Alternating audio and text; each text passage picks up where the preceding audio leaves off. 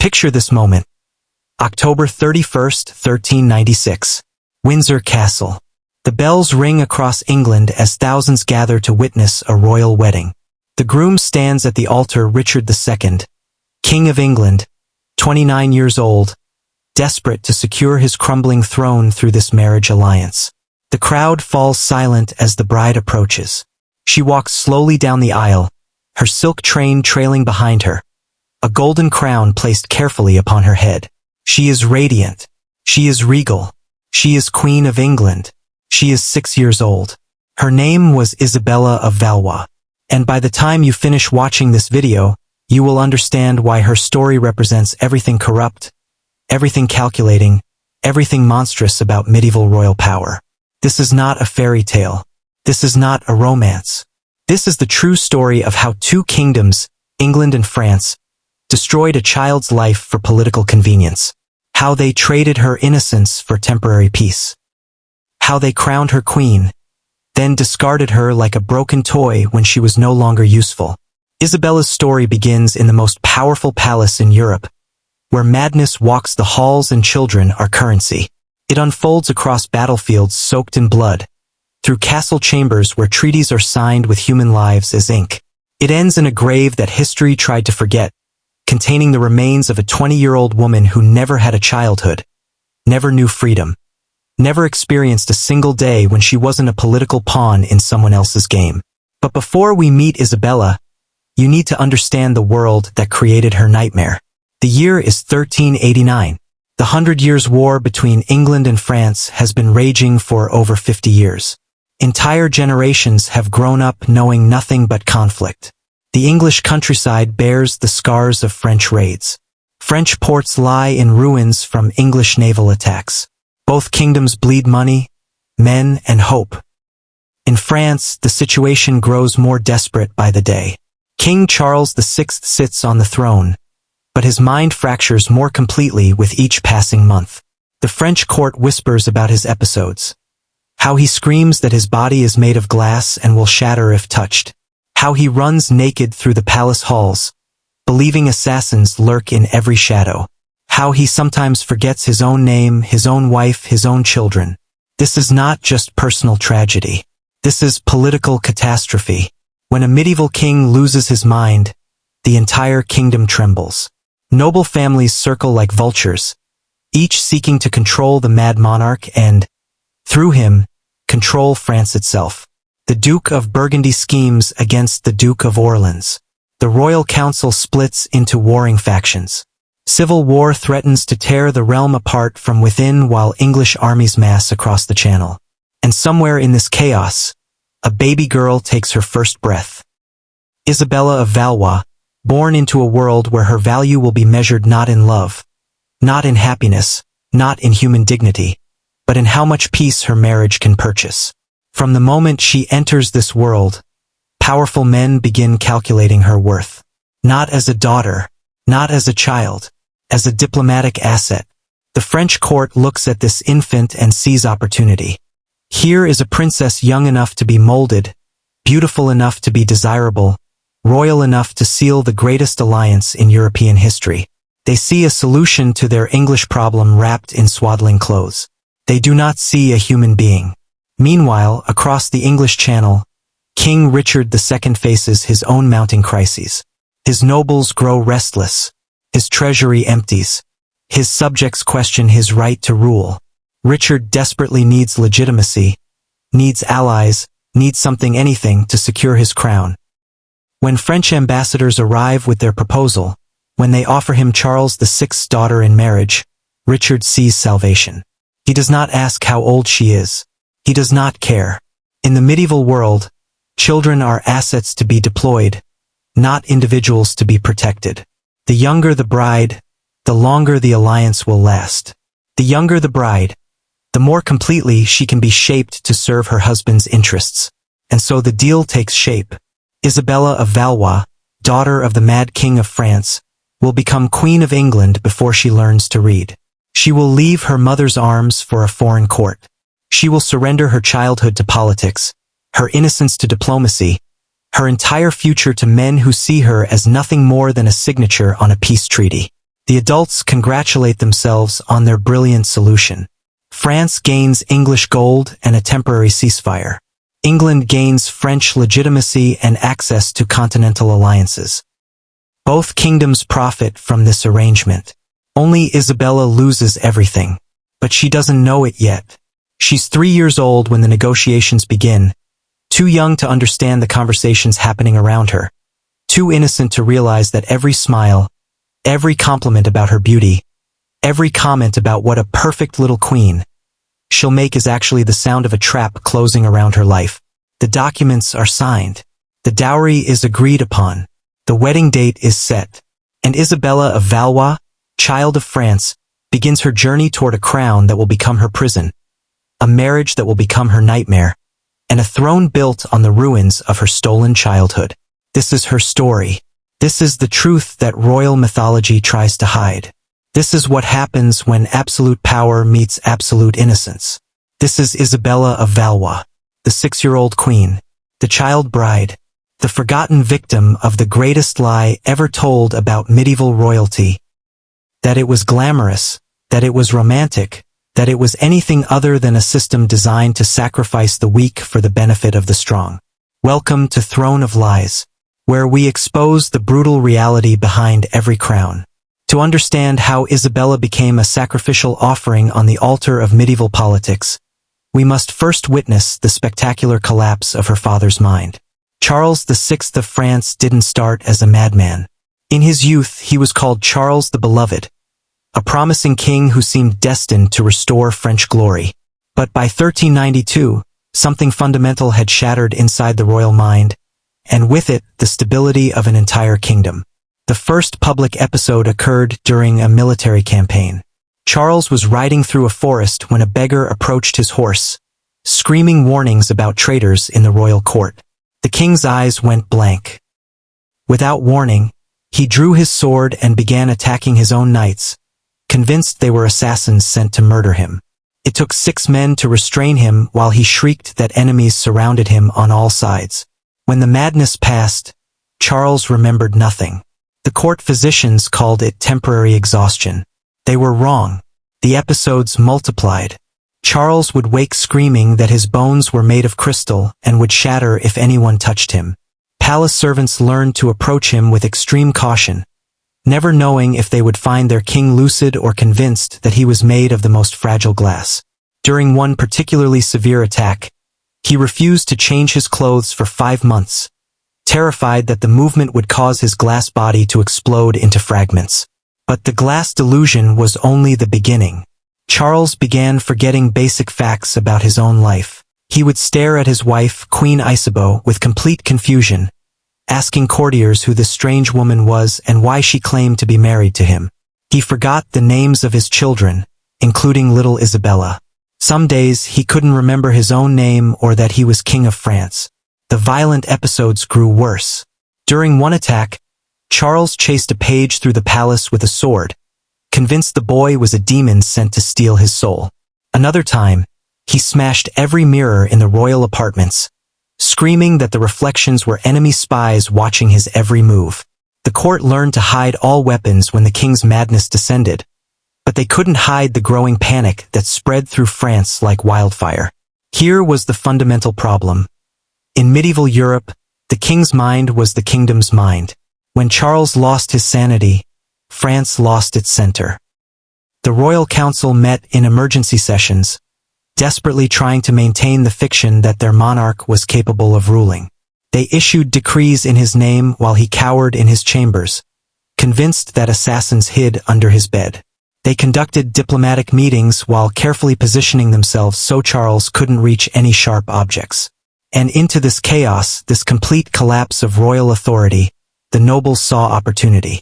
The Duke of Burgundy, Philip the Bold, argued that he should serve as regent during the king's episodes.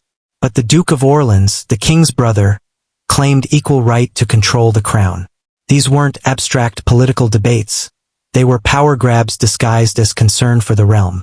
Each faction gathered armies, prepared for civil war, and waited for the moment when Charles's madness would provide the perfect excuse to seize control. The Queen, Isabeau of Bavaria, found herself trapped in an impossible position. She was married to a man who sometimes didn't recognize her, who occasionally accused her of being an enemy agent, who once tried to strangle her during a particularly violent episode. Yet she was expected to maintain the dignity of the crown, to produce heirs, to somehow hold the kingdom together while her husband's grip on reality crumbled daily. It was into this world of madness, violence, and political scheming that Isabella of Valois was born, sometime around 1389. The exact date remains unclear because the court had more pressing concerns than documenting the birth of a daughter during a period when the king might wake up convinced his children were hostile strangers. From her very first breath, Isabella existed in a realm where human relationships meant nothing compared to political advantage. Her father looked at her with confusion when he remembered she existed at all. Her mother, overwhelmed by the impossible task of managing a mad king and a fracturing kingdom, had little time for maternal affection. The nobles who surrounded her cradle weren't cooing over a beautiful baby. They were calculating how this new princess might advance their own ambitions. The Regency Council's discussions about Isabella reveal the complete absence of parental instinct in medieval royal politics. The surviving records show them debating her potential value in marriage negotiations before she could walk. They analyzed which kingdoms might accept a French princess as payment for military alliances. They calculated the optimal age for her betrothal young enough to ensure a long marriage, old enough to survive the wedding ceremony. One council member, the Duke of Berry, suggested waiting until Isabella reached age 4 before opening marriage negotiations, arguing that younger children sometimes died during the stress of diplomatic ceremonies.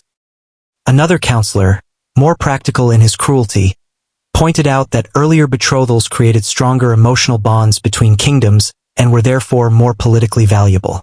They debated Isabella's future with the same detachment they might use when discussing the sale of livestock.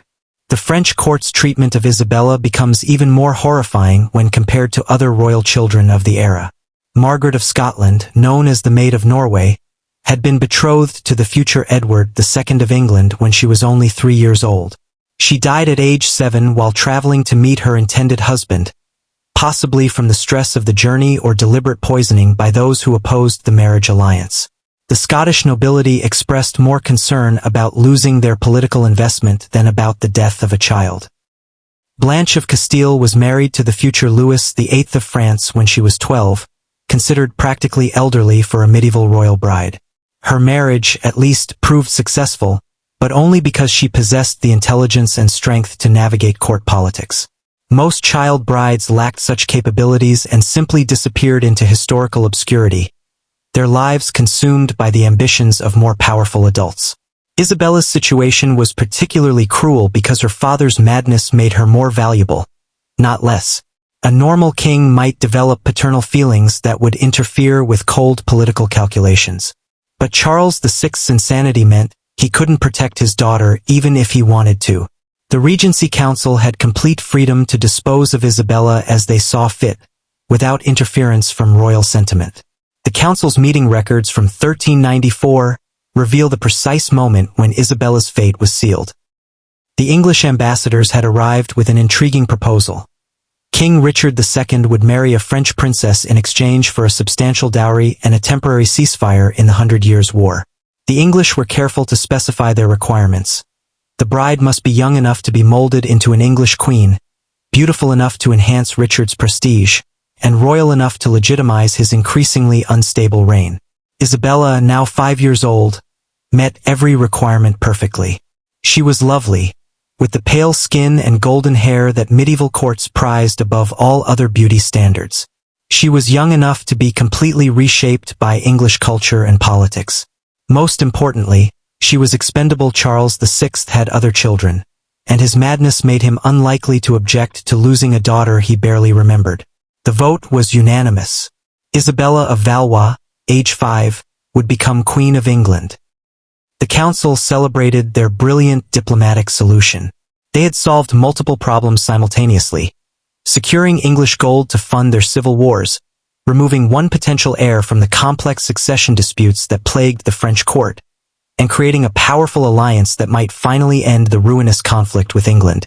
None of them considered what this decision meant for Isabella herself. None of them wondered whether a 5-year-old child might prefer to remain with her family, might fear traveling to a foreign country, might suffer psychological damage from being separated from everyone she knew. Medieval royal children existed to serve adult ambitions, nothing more.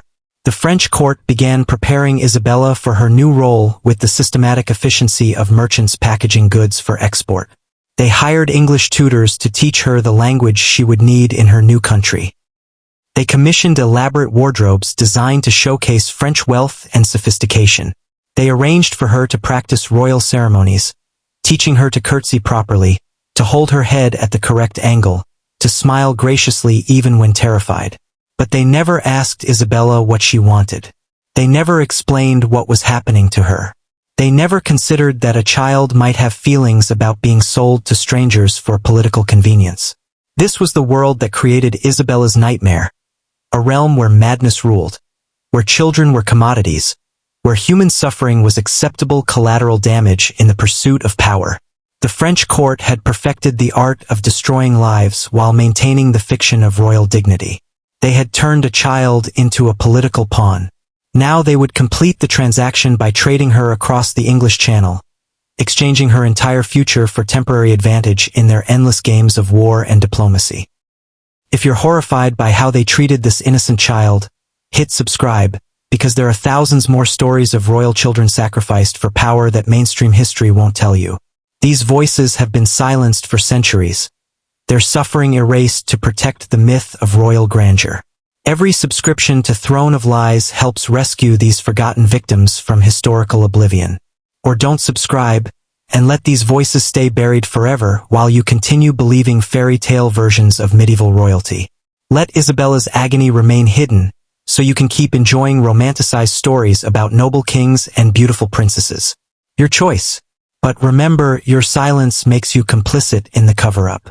At the very least, tell us in the comments why you think these children's suffering should remain forgotten. Explain why their pain doesn't deserve acknowledgement. We're listening. The year 1396 dawned with both kingdoms desperate for any solution to their mounting crises. But what unfolded that October would expose the absolute moral bankruptcy of medieval royal diplomacy. A grotesque spectacle disguised as a celebration, where two grown men would congratulate themselves for destroying a child's life. The preliminary negotiations began in the spring, conducted through a series of ambassadorial exchanges that read like slave auction records. The English delegation arrived in France with a precise list of requirements for their king's bride. She must be young and malleable, according to the official diplomatic correspondence that still survives in the English royal archives. She must be of proven royal blood, to legitimize Richard's questionable claim to the throne. Most chillingly, she must be untouched by political allegiances, meaning young enough to have no memory of French interests that might conflict with English policy. Richard II's ambassador, the Earl of Rutland, examined Isabella like livestock at market. Contemporary accounts describe him walking around the 6-year-old girl, checking her teeth, examining her posture, even measuring her height to ensure she would grow into an acceptable queen. The French court stood by and allowed this humiliation, watching their king's daughter being appraised like a broodmare by foreign diplomats. The negotiations themselves reveal the complete commodification of human life that defined medieval politics. The English demanded 800,000 francs as Isabella's dowry, a staggering sum that represented nearly 2 years of the French royal treasury's total income. They also insisted on territorial concessions, trade agreements, and a 28-year ceasefire. In exchange, they offered to accept a 6-year-old girl as their queen. The French court haggled over their own daughter's price. Council records show them debating whether 800,000 francs was excessive for such a young bride, whether they could negotiate the amount down by emphasizing Isabella's beauty and royal bloodline. They discussed her like a commodity, arguing over her market value while she played with dolls in the same palace where her future was being auctioned to the highest bidder. Charles VI, during one of his brief lucid periods, reportedly asked who the beautiful little girl was that everyone kept bringing to his attention. When told she was his daughter Isabella, he nodded pleasantly and immediately forgot the conversation. His advisors took this as royal consent to proceed with the marriage negotiations. They were selling his child, and the Mad King couldn't even remember her name. The Treaty of Calais, signed in October 1396, represents one of the most morally repugnant documents in medieval diplomatic history. Article 7 specifically states that the Princess Isabella, daughter of France, aged 6 years and 7 months, shall be delivered unto His Majesty Richard of England as his lawful wife and queen. The language is identical to treaties covering the transfer of territory or livestock. Isabella had become a geographic asset, transferred from one ruler to another along with her dowry and the political advantages her marriage would provide. But the true horror was yet to come. The wedding ceremony itself would expose the spectacular cruelty that medieval society could inflict while maintaining the fiction of romantic grandeur. October 31st, 1396. Windsor Castle transformed into a stage for one of history's most obscene spectacles. The great hall gleamed with cloth of gold tapestries, imported silks, and enough jewels to ransom kingdoms. The English court had spared no expense in creating a wedding worthy of their new queen, their 6-year-old queen. Isabella arrived that morning after a journey that had torn her away from everything familiar. The chronicler John Froissart, who witnessed the ceremony, describes her as pale and trembling, though whether from cold or fear, none could say. She had been dressed in a wedding gown that weighed more than she did, layers upon layers of silk and ermine that made walking difficult for her tiny frame. The crown placed on her head was so heavy that servants had to support her neck to prevent her from falling. Richard II waited at the altar, 29 years old, politically desperate, and completely indifferent to the age of his bride. Contemporary accounts describe him as well pleased with the arrangement, praising Isabella's beauty and commenting favorably on her dowry. Not once do the records suggest he considered the moral implications of marrying a child. She was a solution to his political problems, nothing more. The ceremony proceeded with all the pomp medieval society could muster. The Archbishop of Canterbury performed the service, apparently feeling no qualms about blessing the union of a grown man and a 6-year-old girl. The English nobility filled the great hall, applauding what they viewed as a diplomatic triumph. French ambassadors watched with satisfaction, knowing they had secured 28 years of peace with this single transaction. But the most chilling details come from the contemporary chronicles that described Isabella during the ceremony. The French chronicler Jean de Wauquelin writes that the young queen appeared confused by the proceedings, looking often toward the French delegation as if seeking rescue. The English chronicler Thomas Walsingham noted that Isabella spoke her vows in a voice so small that the archbishop was required to repeat the questions 3 times ere she could be heard. Think about that image. A 6-year-old child, overwhelmed by ceremony she couldn't understand, speaking marriage vows in a whisper while hundreds of adults celebrated around her. She was promising to honor and obey a man she had never met, in a language she barely spoke, surrounded by strangers who viewed her as a political asset rather than a human being. The wedding feast that followed represents the complete moral blindness of medieval court society. The English nobility toasted their new queen while she sat at the high table, too small for her throne, barely able to see over the elaborate place settings. They praised Richard's diplomatic brilliance in securing such an advantageous marriage. They marveled at Isabella's beauty and grace, calling her the perfect ornament for the English crown. Not one chronicler records anyone expressing concern for Isabella's well-being. Not one noble questioned the morality of celebrating a child's exploitation. They had so completely normalized the use of children as political tools that they could witness the spectacle and see only triumph. The French delegation was equally celebratory. They had successfully disposed of a potential succession problem while securing massive financial and territorial concessions from England. The Duke of Burgundy reportedly declared the wedding the finest diplomatic achievement of the age. The French ambassadors returned home with glowing reports of Isabella's reception, describing how the English court had embraced their new queen. They omitted any mention of Isabella's obvious terror, her desperate glances toward the French delegation, her inability to eat during the feast because the elaborate court protocols overwhelmed her completely. Richard II's motivations for this marriage reveal the calculated cruelty behind the pageantry. By 1396, his reign teetered on the edge of collapse. The English nobility questioned his legitimacy, his treasury was nearly empty, and rumors of rebellion circulated throughout the kingdom. Richard needed the French alliance desperately, not for love, not for romance, but for political survival. The marriage to Isabella provided multiple advantages. The massive dowry would fund his increasingly expensive court and potentially finance military campaigns against his domestic enemies. The alliance with France would prevent French support for any English rebels who might challenge his throne. Most importantly, the marriage would enhance his prestige by connecting him to one of Europe's most ancient royal bloodlines. Isabella's age was an additional advantage from Richard's perspective. A child bride could be molded to serve English interests completely. She would learn to speak English rather than French, worship in English churches rather than French cathedrals, and eventually produce heirs who would be thoroughly English despite their French blood. She was young enough to be reshaped into whatever Richard needed her to become. The 800,000 franc dowry that accompanied Isabella deserves particular attention because it reveals how medieval society literally placed a price on human suffering.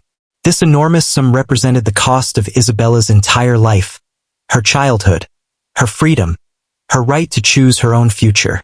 The French court had calculated exactly how much money it would take to purchase permanent ownership of a 6-year-old girl. But the most grotesque aspect of this transaction was how contemporary chroniclers celebrated it as romantic triumph. The court poets who recorded the wedding described Isabella as radiant with joy and blessed by fortune to marry so noble a king.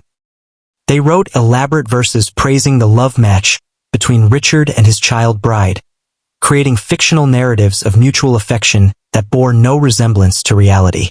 These chronicles, copied and preserved for centuries, became the foundation for romantic myths about medieval royal marriages. Modern fairy tales about princesses finding true love with handsome kings trace their origins to propaganda pieces written to justify child exploitation. The romantic fantasy obscured the brutal reality that Isabella was a 6-year-old girl sold to a stranger for political convenience. The journey to England that followed the wedding ceremony completed Isabella's separation from everything familiar. She was placed aboard ships filled with English courtiers who spoke a language she didn't understand, sailing toward a country she had never seen, to live with a husband who was a complete stranger. The French chronicles record that Isabella cried during much of the Channel crossing, calling for her mother and asking when she could return home. The English courtiers interpreted this as seasickness and praised her delicate constitution. They were so thoroughly committed to their fiction of romantic marriage that they couldn't recognize obvious signs of a traumatized child. Isabella's arrival in England marked the final stage of her transformation from French princess to English property. She was no longer Charles VI's daughter, she belonged entirely to Richard II and to the English crown. Her French identity, her family connections, her very sense of self would be systematically erased and replaced with whatever the English court required. The wedding of Isabella of Valois represents the ultimate triumph of political expediency over human decency. Two kingdoms had collaborated to destroy a child's life while maintaining the fiction that they were creating romantic happiness. They had dressed up slavery in wedding clothes and called it love. This was medieval royal marriage stripped of romantic mythology, a system designed to transfer ownership of human beings while generating maximum political advantage for their buyers and sellers. Isabella was the product being sold, and her wedding day was simply the completion of a business transaction that had been negotiated like any other trade agreement. Every subscriber to Throne of Lies helps expose how power has always preyed on the innocent. Isabella's wedding day, celebrated by chroniclers as romantic triumph, was actually one of history's most grotesque examples of legalized child abuse. We're the only channel willing to tell these stories without romantic sanitization, to honor the memory of children like Isabella who were sacrificed for adult ambitions. But if you can't even click a button to honor Isabella's memory, at least tell us in the comments why her suffering doesn't deserve your attention. Explain why you prefer fairy tale versions of royal marriages to the brutal truth of how these alliances were actually created. Tell us why a 6-year-old girl's terror matters less than maintaining comfortable illusions about medieval romance. We want to understand how you can watch this story and feel nothing needs to be done to preserve her memory. What happens to a 6-year-old girl when the wedding celebrations end and reality begins? What occurs when the political triumph becomes daily existence? When the diplomatic solution becomes a child's living nightmare? The answer lies in the 4 years Isabella spent as England's youngest queen, 4 years that would systematically destroy everything innocent and hopeful about childhood, while creating the perfect mask of royal compliance. Windsor Castle in 1396 stood as one of Europe's most magnificent royal residences, its towers reaching toward heaven, while its dungeons burrowed deep into the earth. For Isabella, this architectural metaphor would prove prophetic. She lived in the highest chambers, surrounded by luxury beyond imagination, yet psychologically imprisoned in ways more complete than any dungeon could provide.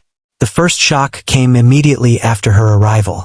Isabella discovered that her new life would be lived entirely among strangers. The French attendants who had accompanied her from Calais were dismissed within days, replaced by English ladies-in-waiting who spoke no French and showed no interest in learning. Her childhood nurse, Marie de Hautefort, who had cared for Isabella since birth, was sent back to France with barely enough time to say goodbye. This systematic erasure of Isabella's French identity began her psychological destruction. Imagine being 6 years old, torn from everything familiar, and then having the last connections to your previous life stripped away one by one. The English court called this helping the young queen adapt to her new homeland. In reality, they were conducting a calculated campaign to break down Isabella's sense of self and rebuild her as an English possession. Richard II's treatment of his child bride reveals the sophisticated cruelty that medieval courts could inflict while maintaining appearances of kindness. He never physically harmed Isabella. That would have violated the diplomatic agreements with France. Instead, he employed a more subtle form of torture, complete emotional neglect disguised as benevolent protection. Richard established strict protocols governing every aspect of Isabella's daily existence. She was to speak only English in public, though she barely understood the language. She was to attend Anglican religious services, though she had been raised Catholic. She was to address Richard as my Lord Husband, despite having no concept of what marriage meant. These weren't requests, they were commands backed by the absolute authority of the English crown. The king's interactions with Isabella followed a carefully orchestrated pattern designed to reinforce her powerlessness, while maintaining the fiction of marital harmony. Each morning, Isabella was required to attend Richard in his private chambers, where she would curtsy and ask about his health. Richard would pat her head absently, comment on her growth or appearance, and dismiss her with instructions to be a good wife for the remainder of the day. These brief encounters served multiple purposes. They provided witnesses who could testify to Richard's kindness toward his young queen. They reminded Isabella daily of her subordinate position in the relationship. Most importantly, they established a routine that gave structure to an otherwise meaningless existence, creating the illusion of normalcy in a fundamentally abnormal situation. But the most disturbing aspect of Isabella's daily life was the constant surveillance of her physical development. Medieval royal marriages hinged on the bride's ability to eventually produce heirs, and the English court monitored Isabella's body with scientific precision. Court physicians examined her monthly, documenting her growth, her health, and most invasively, the preservation of her virginity. These medical examinations represent perhaps the most grotesque violation of Isabella's childhood. Starting when she was 7 years old, she was subjected to intimate physical inspections designed to confirm that she remained intact for her eventual consummation. The court records, preserved in the English Royal Archives, describe these examinations in clinical detail that would be considered child abuse in any civilized society. The physicians' reports became court gossip, discussed openly among nobles who treated Isabella's body like a prized possession requiring careful maintenance.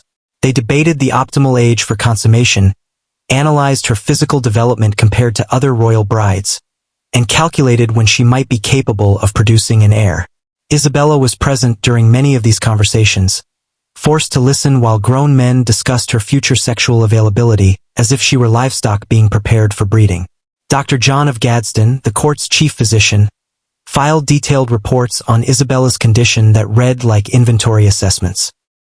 The young queen continues in excellent health, reads one report from 1398. Her development proceeds normally, and we anticipate she will be ready for marital duties within 2 years. Isabella was 9 years old when this assessment was written. The education provided to Isabella reveals another layer of systematic dehumanization. Rather than receiving the comprehensive learning typically given to royal children, Isabella's tutoring focused exclusively on ornamental skills designed to make her a more appealing queen.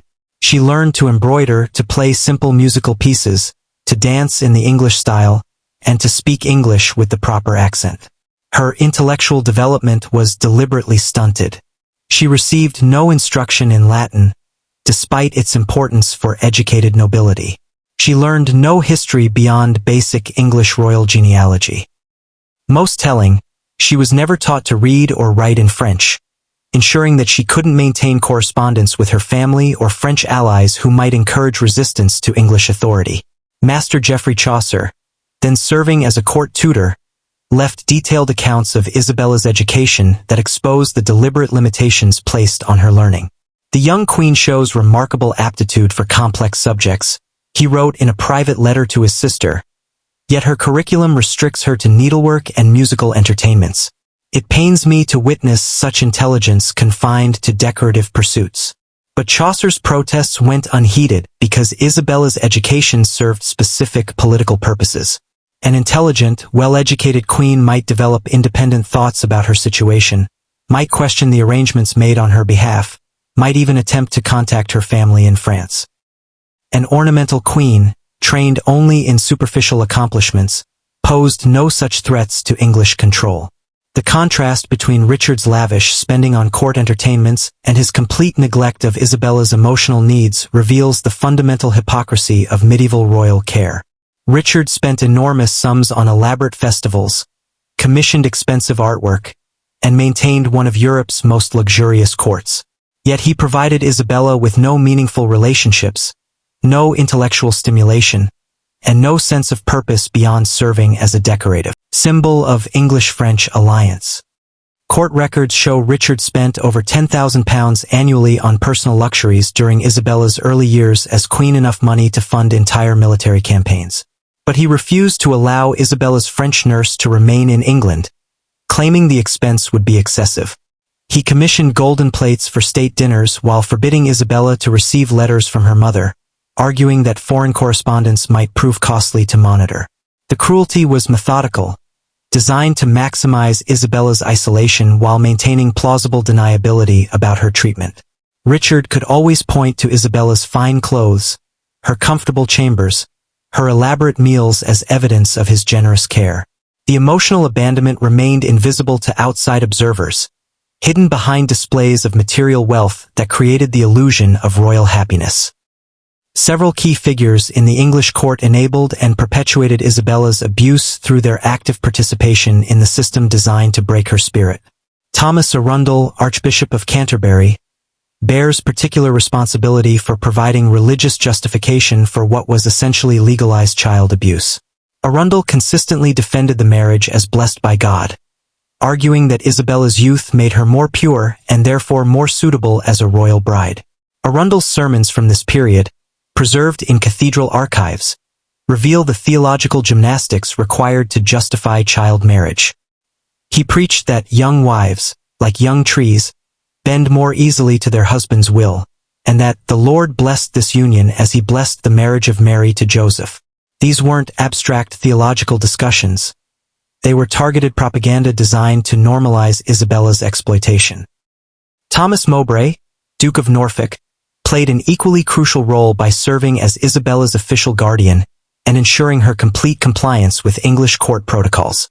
Mowbray established the daily routines that governed Isabella's existence, hired the tutors who limited her education, and supervised the ladies-in-waiting who monitored her behavior. He treated Isabella's psychological welfare with the same attention he might give to maintaining a valuable piece of royal property. Mowbray's correspondence with Richard reveals his complete indifference to Isabella's suffering. The young queen adapts well to English customs, he reported in 1397.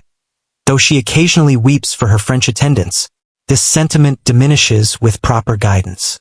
The proper guidance included punishing Isabella for speaking French, isolating her when she showed signs of homesickness, and rewarding her only when she displayed perfect English compliance. But perhaps the most heartbreaking aspect of Isabella's situation was the gradual replacement of her French support network with English handlers who viewed her as a problem to be managed, rather than a child to be protected. Her original ladies-in-waiting had included several young French noblewomen who spoke her language and understood her cultural background. These women were systematically removed and replaced with English counterparts chosen specifically for their loyalty to Richard rather than their affection for Isabella. Lady Margaret Courtenay, who became Isabella's chief attendant in 1397, left detailed diaries that provide chilling insights into Isabella's daily experience. "The young queen maintains excellent comportment," Lady Margaret wrote, "though she requires frequent correction when her French tendencies emerge. Today she asked permission to write to her mother, which I denied according to His Majesty's instructions. She accepted this prohibition with admirable grace." The phrase admirable grace appears repeatedly in contemporary accounts of Isabella's behavior, but context reveals its true meaning.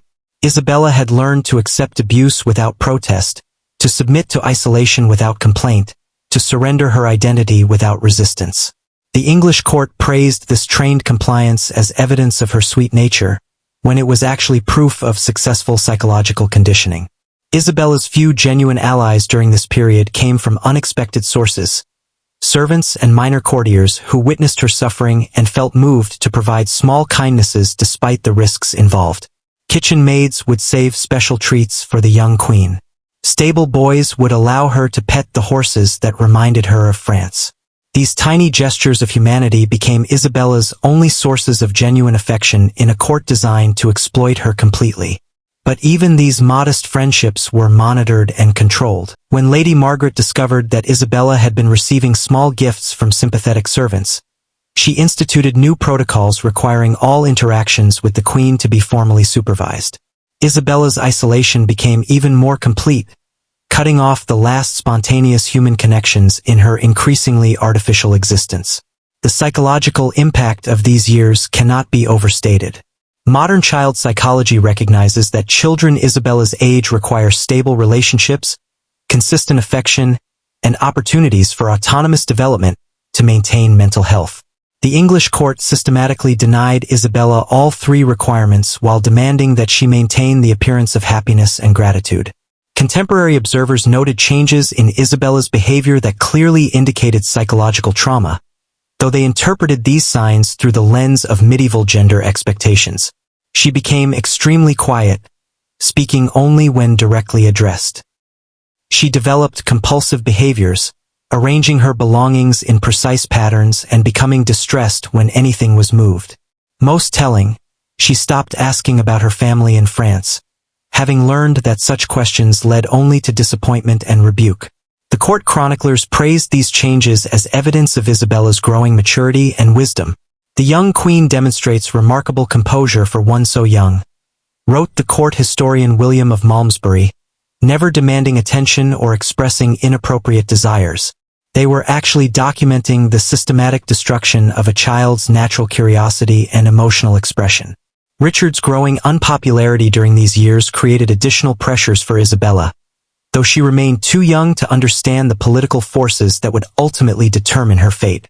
The English nobility increasingly questioned Richard's judgment, his expensive tastes, and his failure to address domestic problems.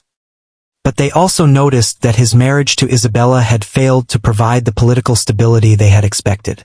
The French alliance, purchased with Isabella's childhood, proved less valuable than anticipated. France continued to struggle with internal conflicts despite the peace treaty, making them unreliable allies against Richard's domestic enemies.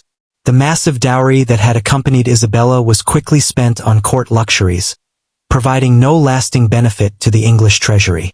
Most problematically, Isabella's youth meant she couldn't produce heirs for years, leaving Richard's succession unclear and his dynasty vulnerable. English nobles began questioning whether the sacrifice of diplomatic relations with other potential allies had been worth acquiring a child bride who provided no immediate benefits to the kingdom. They never questioned whether the sacrifice of Isabella's childhood had been morally acceptable. Medieval politics didn't operate according to such considerations. But they increasingly viewed the marriage as a political mistake that had weakened rather than strengthened Richard's position. Isabella, meanwhile, remained trapped in her golden cage, unaware that the political arrangements that had destroyed her childhood were themselves beginning to crumble. She had been taught to be the perfect ornamental queen, trained to submission and compliance, molded into the exact shape Richard's court required. But the kingdom she had been designed to serve was fracturing around her, and the man who owned her life was racing toward a downfall that would make her suffering even more complete. The lonely crown that Isabella wore had become heavier with each passing year, not because of its physical weight, but because of the psychological burden of living as a beautiful object in a world that refused to see her as a human being. She had survived 4 years of systematic emotional abuse, but the worst of her ordeal still lay ahead.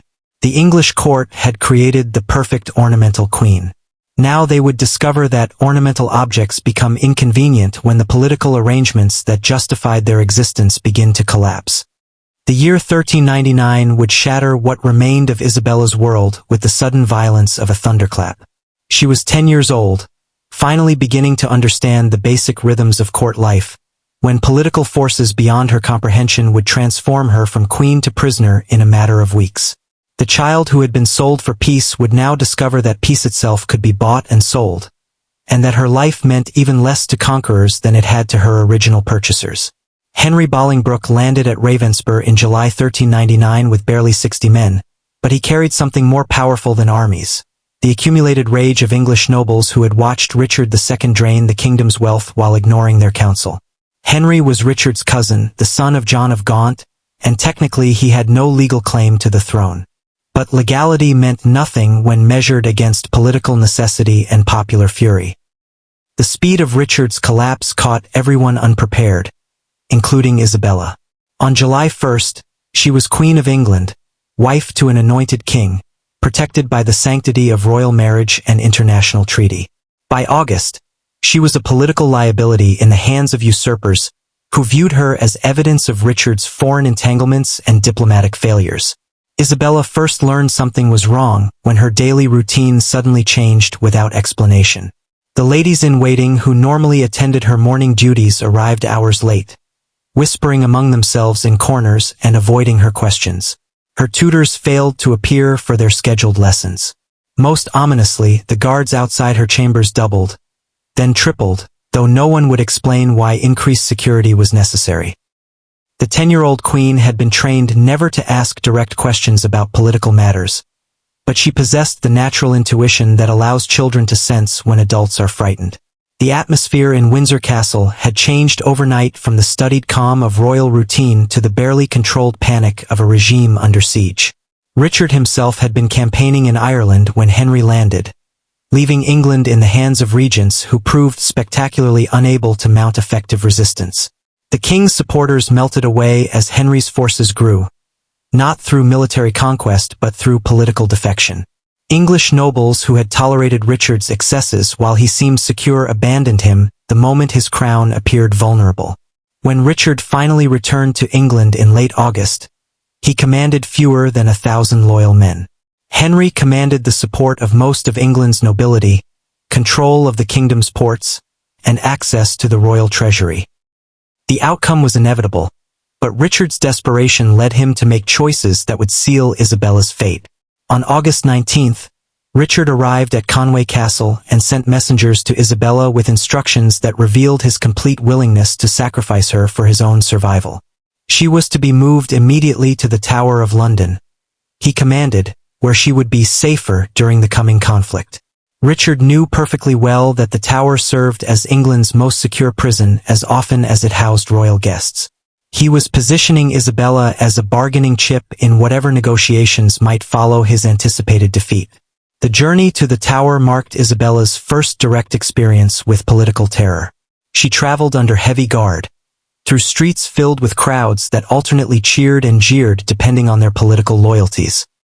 Some shouted support for their young queen, but others called her a French spy, a symbol of Richard's foreign corruption, a reminder of England's humiliating dependence on continental alliances. Isabella understood none of the political complexities, but she recognized hostility when it was directed at her personally. For the first time in her life, she faced English subjects who saw her as an enemy rather than an ornament. The crowd's anger taught her a harsh lesson about the conditional nature of royal protection. When political arrangements collapsed, even queens could become targets. The Tower of London in 1399 stood as England's most formidable fortress, its massive walls designed to keep enemies out and prisoners in. Isabella was assigned chambers in the White Tower, luxuriously appointed rooms that nonetheless felt like a cage to a child who had never been confined against her will. The windows were barred, the doors were guarded, and her movements were restricted to a few corridors under constant supervision. But the most terrifying aspect of Isabella's imprisonment was the uncertainty that surrounded her future. No one would explain why she had been moved to the tower, how long she would remain there, or what would happen to her if Richard lost his struggle with Henry. The guards treated her with formal courtesy but refused to answer questions. Her attendants maintained the fiction that this was a temporary security measure, but their obvious nervousness betrayed their own fears about her situation. September 30th, 1399. The date that would destroy Isabella's world completely arrived with deceptive calm. She was awakened early by Lady Margaret Courtenay, who informed her that important visitors would arrive that morning, and that she must prepare to receive them with appropriate dignity. Isabella assumed these would be the usual diplomatic ceremonies that filled royal calendars, routine meetings that required her presence as queen but demanded nothing more than polite attention. The visitors who arrived were Henry Bolingbroke's representatives, men whose faces Isabella had never seen but whose authority was immediately obvious from the deference shown them by her guards. They carried documents that would formally end her marriage, terminate her status as queen, and begin her transformation into a political prisoner whose value lay entirely in what others might pay for her release. The abdication ceremony that followed represents one of the most cynical political spectacles in English history. Isabella was required to witness Richard's formal renunciation of the crown, though the legal fiction maintained that he abdicated voluntarily rather than under compulsion. She watched her husband, the man who had owned her life for 4 years, surrender the throne that had justified her imprisonment in England. But the truly devastating moment came when the abdication's implications for Isabella's status were explained to her by Henry's representatives. Her marriage to Richard was declared invalid, they informed her, because it had been contracted under a usurped crown. She was no longer Queen of England. She was no longer married to anyone. She was simply Isabella of Valois, a 10-year-old French girl whose presence in England had become an embarrassment to the new regime. The legal reasoning was complete nonsense, of course. Medieval marriage law recognized no such concept as retroactive invalidation based on political changes. But Henry needed to eliminate Isabella's claims to royal status while avoiding the diplomatic crisis that would result from simply murdering Charles VI's daughter. Declaring her marriage void provided a convenient fiction that achieved both objectives. Isabella's response to this news reveals the psychological damage that 4 years of systematic conditioning had inflicted on her natural assertiveness. A normal 10-year-old might have protested, demanded explanations, or insisted on her rights. But Isabella had been trained to accept adult decisions without question, to submit to authority without resistance, to find grace in circumstances beyond her control. Contemporary accounts describe her listening to the abdication announcement with remarkable composure and accepting the invalidation of her marriage with admirable Christian resignation. These were actually descriptions of a traumatized child whose spirit had been so thoroughly broken that she couldn't even recognize when her situation had become desperate. Henry IV's calculations regarding Isabella reveal the cold pragmatism that characterized successful medieval usurpers. She represented both an opportunity and a threat that required careful handling. As the daughter of the French king, she retained significant diplomatic value that could be exploited in future negotiations with continental powers. But as Richard's former queen, she also symbolized the previous regime's foreign entanglements and could potentially become a rallying point for Richard's surviving supporters. Henry's solution demonstrated the sophisticated cruelty that medieval politics could achieve when unconstrained by moral considerations. He would keep Isabella as a prisoner while proposing a new marriage that would permanently bind her to the Lancastrian dynasty. His eldest son, Harry, the future Henry V, needed a wife who would enhance his claim to the throne through continental connections. Isabella, despite being only 10 years old, fit the requirements perfectly. The proposal that Henry's ambassadors carried to the French court reads like a ransom demand disguised as a diplomatic overture.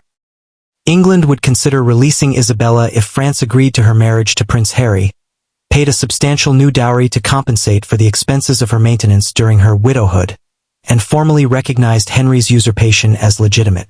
In exchange, England would treat Isabella with the respect due to her royal birth and eventual status as Princess of Wales. The French response came swiftly and revealed the extent to which Isabella had become a pawn in a larger game of international politics. Charles VI, during one of his increasingly rare lucid periods, reportedly flew into a rage when Henry's proposal was read to him. "They steal my daughter and now demand payment for her return," he allegedly shouted before collapsing into another bout of madness that would last for months. But the French court's outrage was motivated more by wounded pride than paternal affection. Isabella had been absent from France for over 3 years, and her father's mental condition meant she was more concept than reality to him. The French nobles who actually controlled policy viewed her primarily as a diplomatic asset whose value had been damaged by Richard's overthrow but might still be recovered through skillful negotiation. The standoff that developed over Isabella's fate would last for over 2 years, and provides crucial insight into how medieval powers treated children when political interests were at stake. Neither England nor France showed any concern for Isabella's emotional well-being, her educational development, or her psychological health during this period. Both kingdoms focused exclusively on extracting maximum advantage from her imprisonment while minimizing their own costs and risks. Meanwhile, Isabella herself lived in a state of suspended animation that combined luxury with terror in equal measure. Her chambers in the tower were furnished with silk tapestries, silver plate, and every material comfort appropriate to her royal birth. She ate elaborate meals prepared by skilled cooks, wore expensive gowns tailored to her growing frame, and received instruction in music and needlework from qualified tutors. But beneath this facade of royal treatment lay the constant fear that characterized prison life. Isabella never knew from day to day whether she would be released, transferred to new captors, or simply eliminated as an inconvenient reminder of diplomatic complications. Her guards changed regularly without explanation. Her attendants were replaced whenever they showed signs of developing genuine affection for her, and her correspondence was monitored so closely that she eventually stopped attempting to write letters. The psychological impact of this uncertainty was devastating for a child who had already endured years of systematic emotional manipulation. Isabella developed what modern psychiatry would recognize as symptoms of severe anxiety and depression. She stopped eating regularly, leading to visible weight loss that concerned even her captors. She began experiencing nightmares that left her screaming for her mother in French, despite years of training to speak only English. Most troubling, Isabella started exhibiting behaviors that suggested she was losing her grip on reality. She would spend hours arranging and rearranging her possessions in precise patterns, becoming hysterical if anyone disturbed these displays.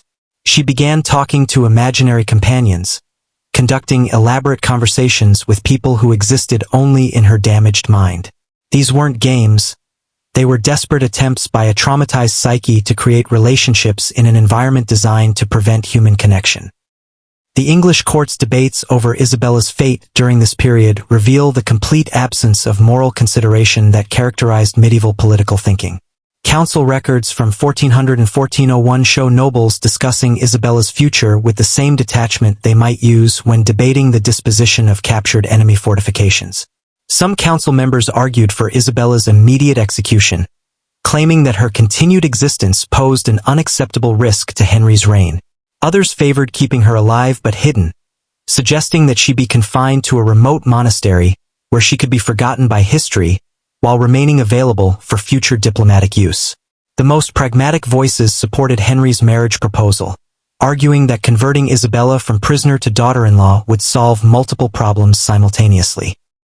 Not one recorded voice in these debates expressed concern for Isabella's welfare, suggested that her youth deserved special consideration, or proposed that England had any moral obligations toward a child whose life they had systematically destroyed. Medieval political thinking simply didn't operate according to such principles when dealing with captured assets. The murder of Richard II in February 1400 eliminated any remaining ambiguity about Isabella's status and confirmed her transformation from queen to prisoner. The official story claimed that Richard had died of illness while confined in Pontefract Castle, but everyone understood that Henry had ordered his predecessor's elimination to prevent any possibility of restoration. Isabella learned of Richard's death through whispered conversations among her attendants, though no official announcement was ever made to her directly. The news came as both relief and terror. Relief because her marriage to a man she barely knew was finally ended. Terror because Richard's death removed the last legal justification for her presence in England. She was now simply a French girl whose continued imprisonment served no purpose except to provide leverage in ongoing diplomatic negotiations. The political arrangements that had justified her marriage were dead along with Richard. The alliance that had been purchased with her childhood had crumbled along with the Plantagenet dynasty. Isabella had become a living reminder of failed policies, an inconvenient witness to crimes that Henry's regime preferred to forget. But Henry couldn't simply release her without damaging his negotiating position with France, and he couldn't execute her without provoking a war he wasn't prepared to fight. So Isabella remained in the Tower, suspended between freedom and death, maintained in luxury while being denied humanity, treated as royal property whose ownership remained disputed between kingdoms that viewed her as an object rather than a person. The child who had been sold for peace had become a prisoner of war, trapped by the same political forces that had destroyed her childhood, but now serving different masters with equally callous intentions. Isabella's nightmare was far from over. It was simply entering a new phase where her suffering would serve new purposes for new rulers who cared no more about her welfare than their predecessors had. Subscribe to Throne of Lies if you believe these stories of royal cruelty need to be told. Isabella's transformation from queen to prisoner at age 10 exposes how easily power discards human lives when political arrangements change. We're documenting the systematic abuse of children that medieval courts practiced while maintaining the fiction of royal dignity and honor. Or ignore it, and let Isabella's torment be forgotten like it was convenient for medieval kings. Choose to preserve the comfortable fairy tales about noble rulers and romantic royal marriages. Decide that a 10-year-old girl's terror doesn't matter enough to challenge your preferred version of history. But remember, every time you choose silence over truth, you become complicit in the ongoing cover-up that has hidden these crimes for centuries. The negotiations that would determine Isabella's fate began in earnest during the winter of 1400, conducted through a series of diplomatic exchanges that treated a traumatized 11-year-old girl as if she were a disputed territory requiring careful settlement between hostile powers. What unfolded over the next 18 months would expose the complete commodification of human life that defined medieval international relations, where children served as currency and suffering was merely overhead in the cost of doing diplomatic business. Henry IV's opening position in these negotiations revealed his masterful understanding of psychological warfare disguised as legitimate statecraft. He would consider returning Isabella to France, he announced through his ambassadors, but only under conditions that would maximize English advantage while minimizing French dignity. The terms he proposed were designed to be barely acceptable, forcing France to choose between retrieving their princess and maintaining their political pride. First, Henry demanded that France formally recognize his usurpation as legitimate, acknowledging him as the rightful king of England and renouncing any future support for Richard's restoration or revenge. This wasn't merely diplomatic protocol. It was forcing France to become complicit in the murder of their daughter's husband while validating the regime that had destroyed her marriage. Second, England would retain Isabella's entire original dowry of 800,000 francs, claiming it as compensation for the costs of her maintenance during her widowhood and the diplomatic difficulties caused by Richard's overthrow. This demand was particularly cruel because it meant France would essentially pay twice for Isabella's freedom, once when they sent her to England as a bride, and again when they sought her return as a prisoner. Third, Henry insisted that any future marriage arrangements for Isabella must receive English approval, ensuring that France couldn't use her as a diplomatic weapon against Henry's interests. This clause would make Isabella a permanent hostage to English foreign policy, even after her physical release, binding her future to the kingdom that had traumatized her childhood. Most insidiously, Henry demanded extensive trade concessions and territorial adjustments as additional compensation for Isabella's release, treating her return as an opportunity to extract maximum advantage from French desperation. The English negotiators argued that Isabella's presence in England had become a burden that deserved financial compensation, transforming their victim into their creditor through diplomatic sleight of hand. The French response to these demands reveals the calculating indifference that characterized their approach to Isabella's suffering. Rather than expressing outrage at England's treatment of a child, the French court focused exclusively on minimizing the political and financial costs of securing her return. They viewed Isabella not as a daughter requiring rescue, but as an investment requiring recovery with minimal additional expense. Charles VI's periods of lucidity were too brief and unpredictable to allow for sustained diplomatic engagement, leaving the negotiations in the hands of the Regency Council that had originally sold Isabella to England. These same nobles who had traded her childhood for temporary peace now calculated whether retrieving her was worth the price Henry demanded, weighing her value against the concessions required for her release. The Duke of Burgundy, Philip the Bold, emerged as the primary advocate for Isabella's return, but his motivations had nothing to do with paternal concern or moral obligation. Burgundy needed Isabella back in France because her continued imprisonment in England provided ongoing justification for English interference in French affairs. Every day she remained in the Tower of London, Henry could claim special interest in French politics based on his care for the French king's daughter. But the Duke of Orleans opposed paying Henry's full price, arguing that France had already sacrificed enough for Isabella's sake and that further concessions would only encourage English demands for additional ransom payments. Orleans preferred to leave Isabella in England indefinitely rather than submit to what he viewed as diplomatic extortion disguised as humanitarian negotiation. These debates raged in the French court while Isabella herself remained completely excluded from any discussion of her own future. Neither English nor French negotiators bothered to consult her preferences, consider her emotional needs, or acknowledge that she might have opinions about where she wanted to live and whom she wanted to serve. Medieval diplomatic thinking simply didn't recognize children as stakeholders in arrangements made on their behalf. The one attempt to include Isabella's voice in these negotiations reveals the extent to which her spirit had been broken by years of systematic abuse. When Henry's representatives asked whether she wished to return to France or remain in England, Isabella reportedly responded that she would accept whatever arrangements the kings decided, having no preference beyond serving their royal wishes faithfully. This response, praised by contemporary chroniclers as evidence of Isabella's admirable submission to authority, was actually a desperate attempt by a traumatized child to avoid making any choice that might lead to punishment. Isabella had learned that expressing personal desires led only to disappointment and correction. Her apparent acceptance of any outcome reflected psychological conditioning, not genuine consent. Meanwhile, Isabella's physical and mental health deteriorated dramatically during the negotiation period, though the symptoms were carefully concealed from diplomatic observers who might use her suffering as propaganda against Henry's regime. Court physicians noted significant weight loss, chronic insomnia, and episodes of what they described as melancholic fever, medieval terminology for what modern medicine would recognize as severe depression and anxiety. More troubling were reports of Isabella's increasing paranoia and social withdrawal. She began refusing meals unless they were prepared by specific kitchen staff, apparently convinced that someone was attempting to poison her. She stopped participating in the musical and needlework activities that had previously provided her only sources of enjoyment. Most alarmingly, she started experiencing periods of complete dissociation, staring blankly at walls for hours while remaining unresponsive to questions or commands. These symptoms weren't signs of physical illness. They were the predictable results of prolonged psychological torture inflicted on a developing mind. Isabella was exhibiting classic trauma responses that medieval medicine couldn't understand and contemporary politics wouldn't acknowledge.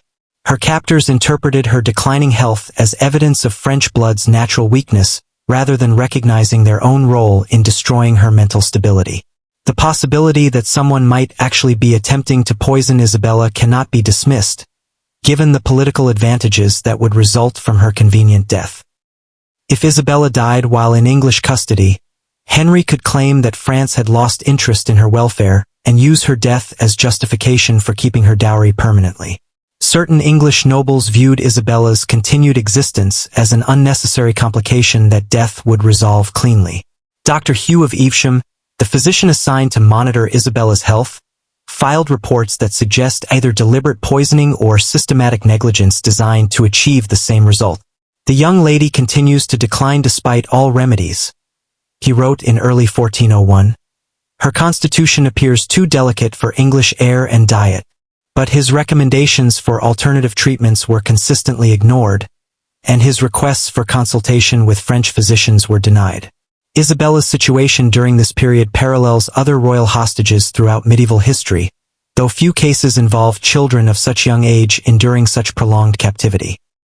Eleanor of Aquitaine spent 16 years as a prisoner of her own husband, Henry II, but Eleanor was an adult queen with political experience and personal resources.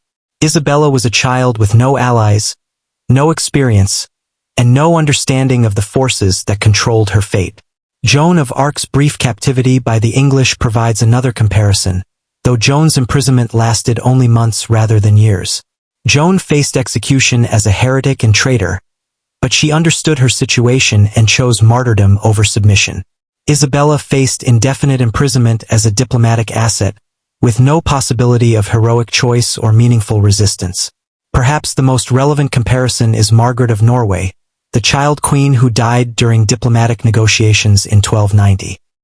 Margaret was 7 years old when she became a pawn in marriage negotiations between Scotland and England, and her death while traveling to meet her intended husband eliminated a potential source of ongoing political complications. Isabella's situation in 1401 eerily resembled Margaret's final months, with similar political pressures and equally indifferent adult guardians. The economic calculations that drove Isabella's negotiations reveal the complete reduction of human life to financial terms that characterized medieval diplomacy. English treasury records from this period show detailed accounting of Isabella's maintenance costs, calculating her daily expenses for food, clothing, security, and medical care down to the penny.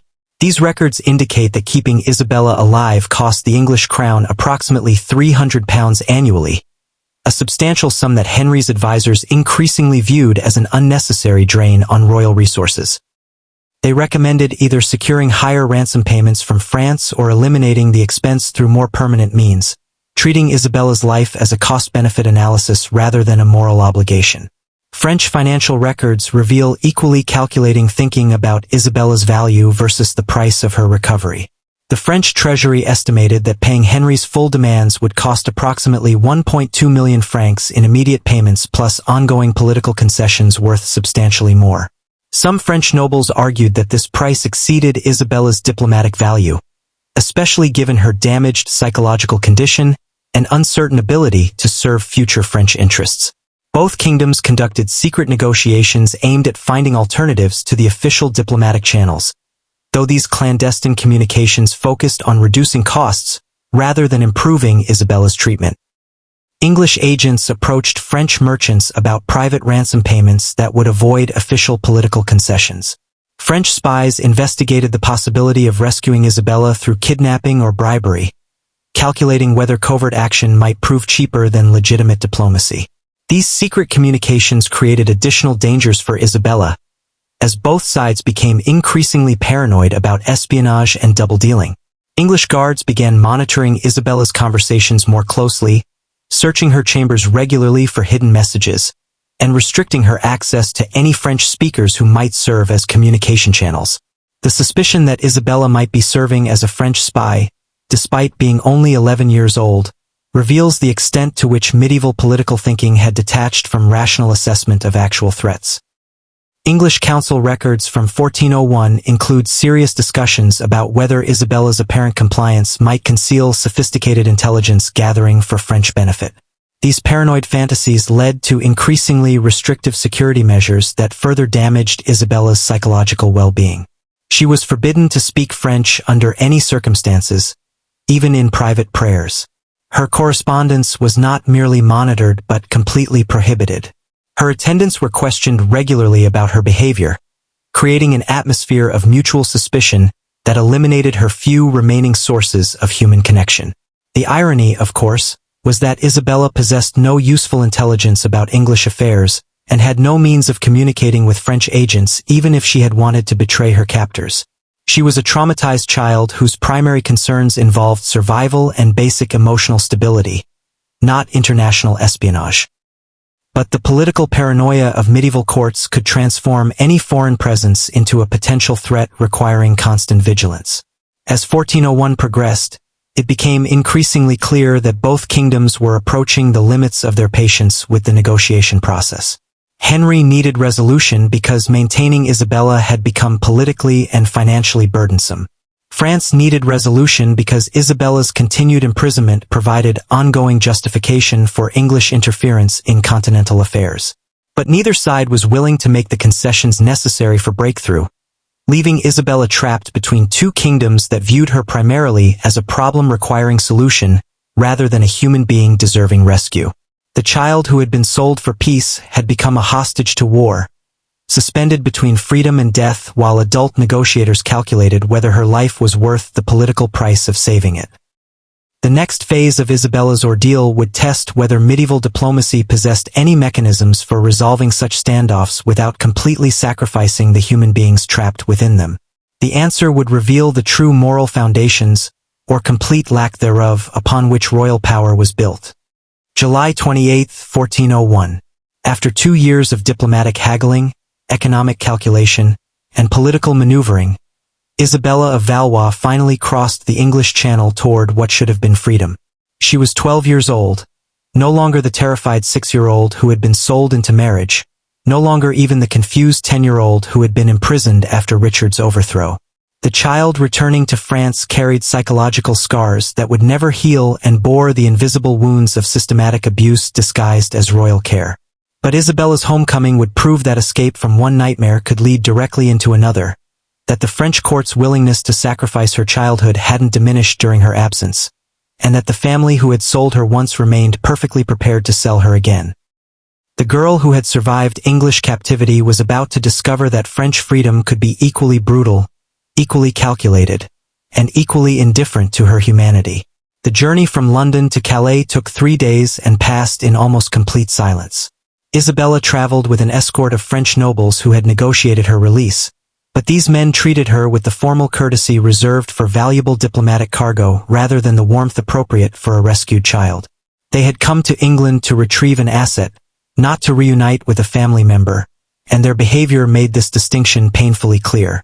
Isabella herself seemed to understand that this wasn't truly a rescue. Contemporary accounts describe her as remarkably composed during the journey, showing none of the joy or excitement that might be expected from a prisoner gaining freedom. She had learned too much about adult motivations during her captivity to believe that her return to France represented any fundamental change in her status as political property.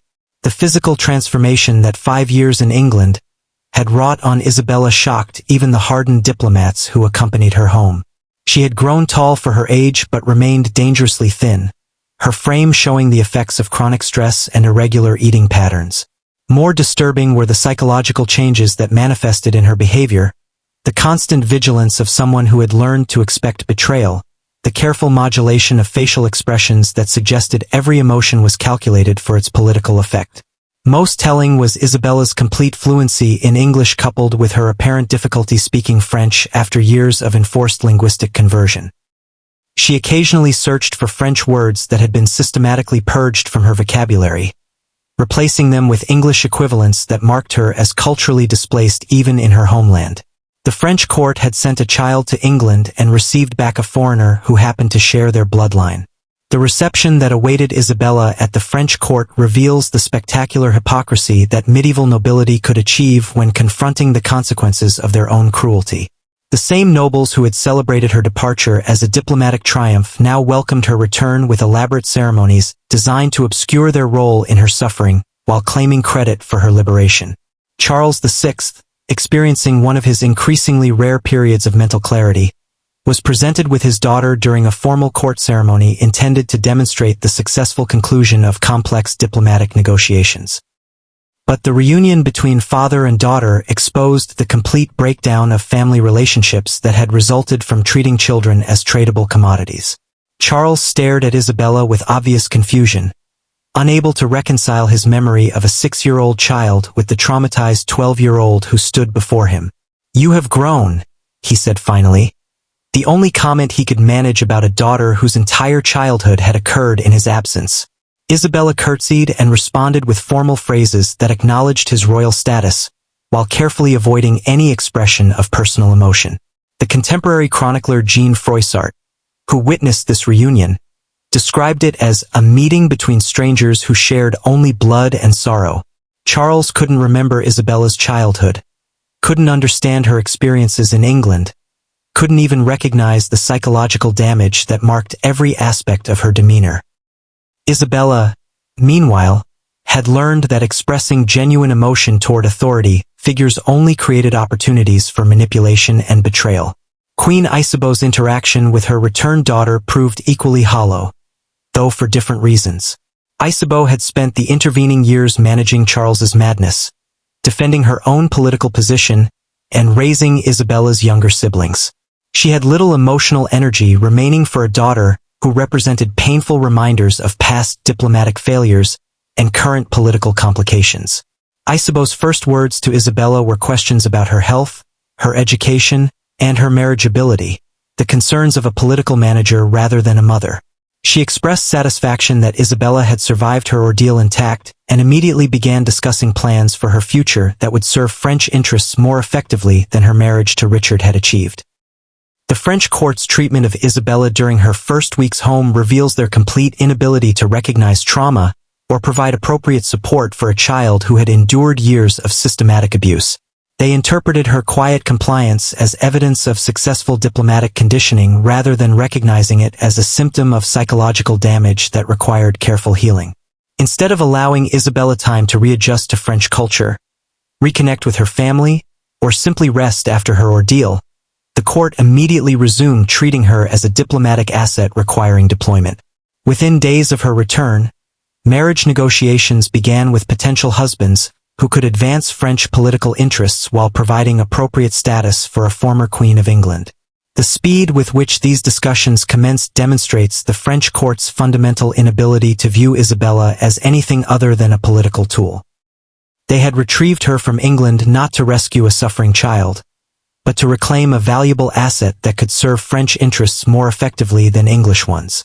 Her trauma was irrelevant compared to her continued utility in international relations.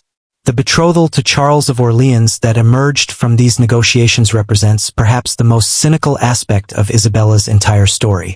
Charles was the son of Louis of Orleans, Charles VI's brother, and a key figure in the political faction that had originally opposed Isabella's marriage to Richard. The same nobles who had criticized her English marriage as harmful to French interests now celebrated her engagement to Charles as a brilliant diplomatic solution. But this arrangement served purely domestic political purposes rather than international ones. The Orleans faction needed stronger connections to the royal bloodline to enhance their position in ongoing struggles with the Burgundian faction for control of the Mad King's authority. Marrying Isabella to Charles of Orleans would bind her permanently to their political interests while preventing rival factions from using her status as former Queen of England for their own advantage. Isabella herself was never consulted about this engagement, despite being old enough to understand its implications. When informed of the arrangement, she reportedly responded with the same trained compliance that had characterized her behavior since returning to France. "I shall serve as my father and his council direct," she said, using phrases that echoed her responses to English demands during her captivity. The French court interpreted this response as evidence of Isabella's admirable submission to parental authority, but it actually revealed the extent to which years of abuse had destroyed her capacity for autonomous decision-making. Isabella had learned that resistance led only to greater suffering, that expressing personal preferences resulted in punishment and humiliation, and that survival required complete surrender of individual will to adult demands. Charles of Orleans himself, barely 14 years old, possessed no more choice in this arrangement than Isabella did, though his situation was considerably less traumatic. He was a French prince being married to enhance his family's political position, a common fate for medieval nobility that rarely involved the psychological destruction that had characterized Isabella's experience. But Charles's youth and inexperience meant that Isabella's marriage would provide little emotional support or protection from continued political exploitation. She was being transferred from one set of controllers to another, with the added complication that her new husband lacked the authority or experience necessary to shield her from adult manipulation. The wedding preparations that began immediately after the betrothal announcement reveal the French court's complete indifference to Isabella's psychological needs, and their exclusive focus on extracting maximum political advantage from her changed circumstances. They planned elaborate ceremonies designed to demonstrate French wealth and sophistication, while overshadowing memories of Isabella's traumatic English marriage. But beneath the pageantry lay the same calculating mentality that had characterized Isabella's original sail to England. The French court was again trading Isabella's personal happiness for political advantage, again treating her as property rather than a person, again prioritizing diplomatic considerations over human welfare. The most disturbing aspect of these preparations was how the French court justified their actions through narratives that portrayed Isabella's suffering as necessary sacrifice for the greater good of the kingdom. They argued that her English ordeal had prepared her for the responsibilities of French royal marriage, that her trauma had taught her valuable lessons about the demands of political life, and that her survival proved her worthiness to serve French interests. These justifications reveal the sophisticated self-deception that allowed medieval courts to inflict systematic cruelty while maintaining their self-image as benevolent protectors of royal dignity. They could destroy a child's life and call it education, inflict psychological torture and call it preparation, sacrifice human happiness and call it patriotic duty. Isabella's reaction to these preparations suggests that she had lost all capacity for hope or resistance. Contemporary accounts describe her participating in wedding planning with mechanical precision, following directions without complaint, and accepting arrangements without question. The traumatized child had learned to survive by becoming exactly what her controllers required, a beautiful, compliant, utterly broken ornament for their political ambitions. The French court celebrated their success in recovering Isabella and arranging her advantageous remarriage, congratulating themselves on their diplomatic skill and political wisdom. They had retrieved their investment, minimized their losses, and positioned themselves to profit from Isabella's future utility. From their perspective, the entire episode represented a satisfactory resolution to a complex international problem. They never acknowledged the human cost of their success, never recognized the psychological destruction they had inflicted, never questioned whether their political gains justified the systematic abuse of a child who had trusted them to protect her. Medieval royal thinking simply didn't operate according to such moral considerations when dealing with political necessities. Isabella of Valois had returned to France, but the child who had left 6 years earlier was gone forever. In her place stood a traumatized young woman who had learned to survive by surrendering everything authentic about herself to the demands of adults who viewed her as property. The French court had reclaimed their political asset, but they had lost their daughter to the very system they had created to exploit her. If Isabella's story matters to you, subscribe to Throne of Lies. We're the only channel brave enough to expose how royalty has always been built on broken children. Isabella's hollow homecoming reveals that rescue and freedom are different things, that family can be just another form of captivity, and that some wounds never heal because the people who inflicted them never stop inflicting them. But if you think royal fairy tales are more comfortable than royal truth, just move along. Continue believing that medieval princesses lived happily ever after, that royal families cared about their children's welfare, that political marriages were romantic adventures rather than legalized child abuse. Choose comfort over truth, myths over reality, pleasant lies over painful facts. But remember, every time you choose ignorance, you participate in the ongoing cover-up that has hidden these crimes for centuries. 5 years would pass before Isabella's second wedding took place. 5 years during which she existed in a strange liminal state between childhood trauma and adult responsibility. When she finally married Charles of Orleans in June 1406, Isabella was 17 years old, ancient by medieval royal standards for a bride. But the delay had served political purposes that mattered more than personal considerations. What emerged from this marriage would be the closest thing to genuine happiness that Isabella would ever experience, though even this brief respite came wrapped in political calculation and would end in renewed catastrophe. The wedding ceremony itself stood in stark contrast to the grotesque spectacle of Isabella's childhood marriage to Richard. This time, the bride possessed agency, intelligence, and enough life experience to understand exactly what she was accepting. Charles of Orleans, now 21, had matured into a thoughtful young man whose own experiences with political manipulation had taught him to value human connection over diplomatic advantage.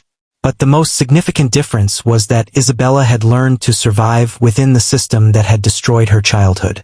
The traumatized 12-year-old who had returned from England had spent 5 years studying the mechanisms of royal power, understanding the language of political necessity, and developing strategies for protecting what remained of her humanity while serving the interests that controlled her fate. The marriage negotiations that preceded the wedding reveal Isabella's transformation from passive victim to active participant in her own exploitation. Rather than being traded like property, she engaged directly in discussions about dowry arrangements, territorial agreements, and succession planning. The French court was surprised to discover that their returned prisoner possessed sophisticated understanding of international politics and sharp instincts for diplomatic maneuvering. Isabella's correspondence from this period, preserved in the Orleans family archives, provides crucial insight into her psychological state as she approached her second marriage. "I enter this union with clear eyes," she wrote to her cousin Margaret of Burgundy, "understanding that love is luxury and survival is necessity. Charles offers kindness, which is more than most royal wives receive, and respect, which is rarer still." This letter reveals the profound transformation that trauma had wrought on Isabella's expectations for life. She no longer hoped for happiness, romance, or personal fulfillment, goals that medieval royal women were rarely permitted to pursue in any case. Instead, she had learned to value basic human decency as an extraordinary gift and to find satisfaction in relationships that simply avoided active cruelty.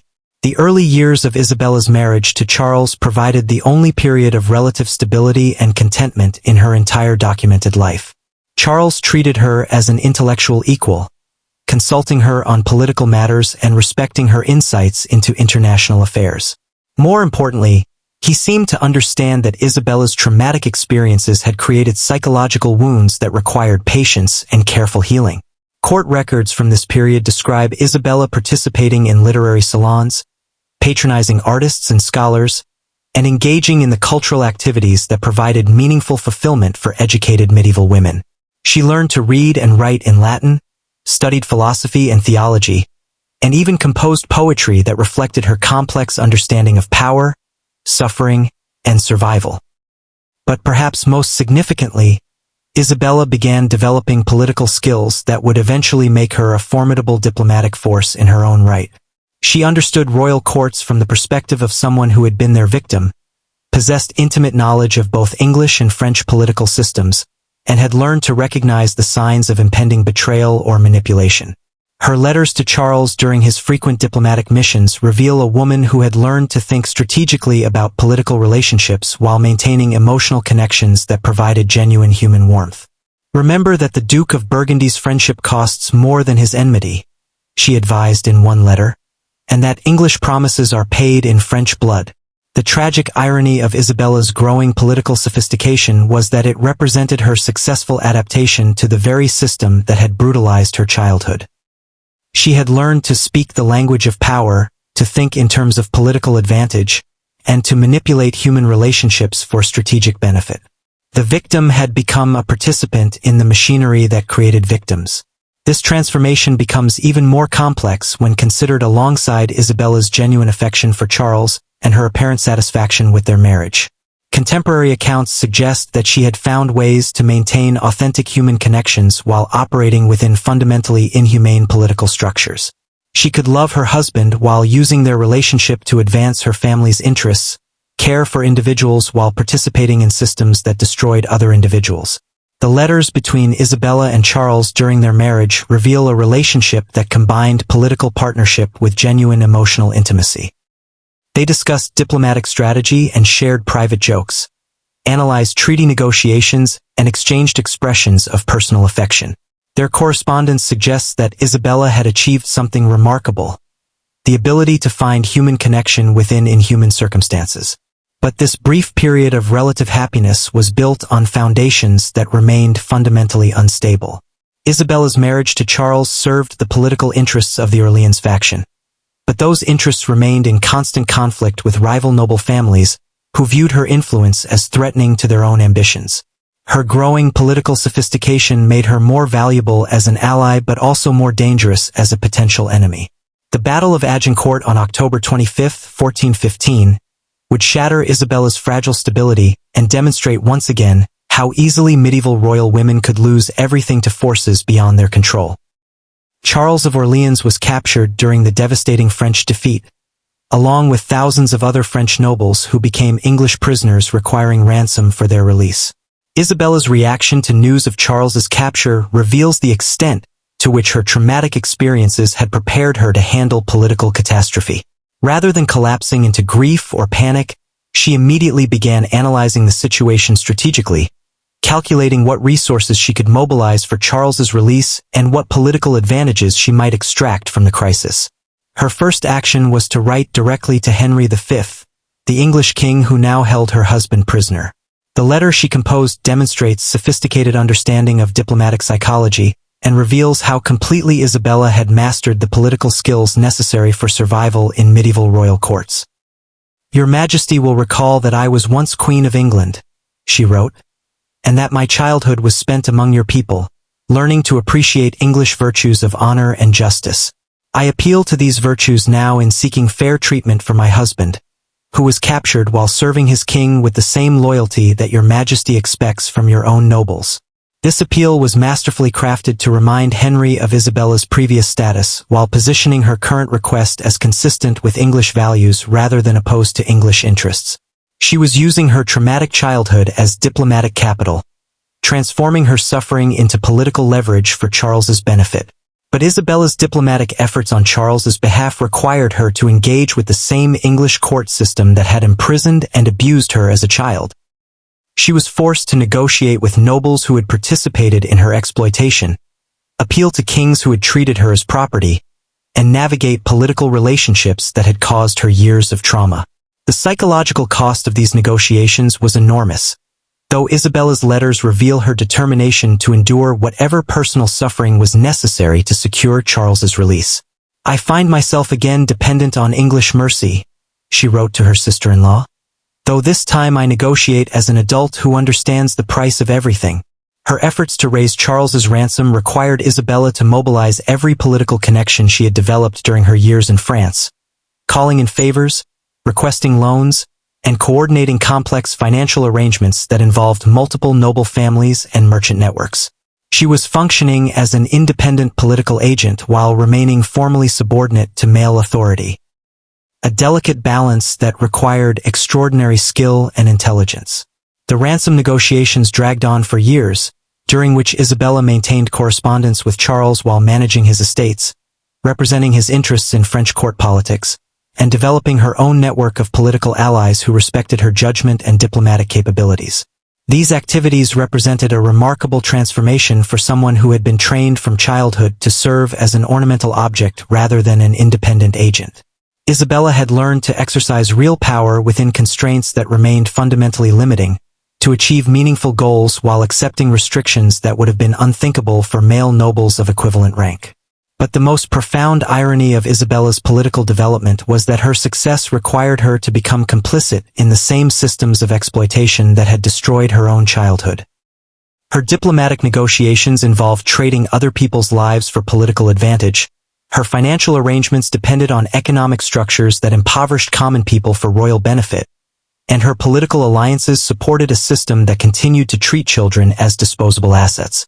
Isabella had learned to survive by becoming what her circumstances required, but survival came at the cost of moral innocence that she could never recover.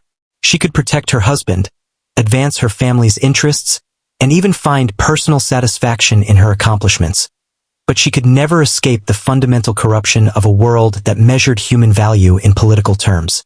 The woman who had once been a helpless victim of royal politics had become a skilled practitioner of royal politics, but the system itself remained unchanged.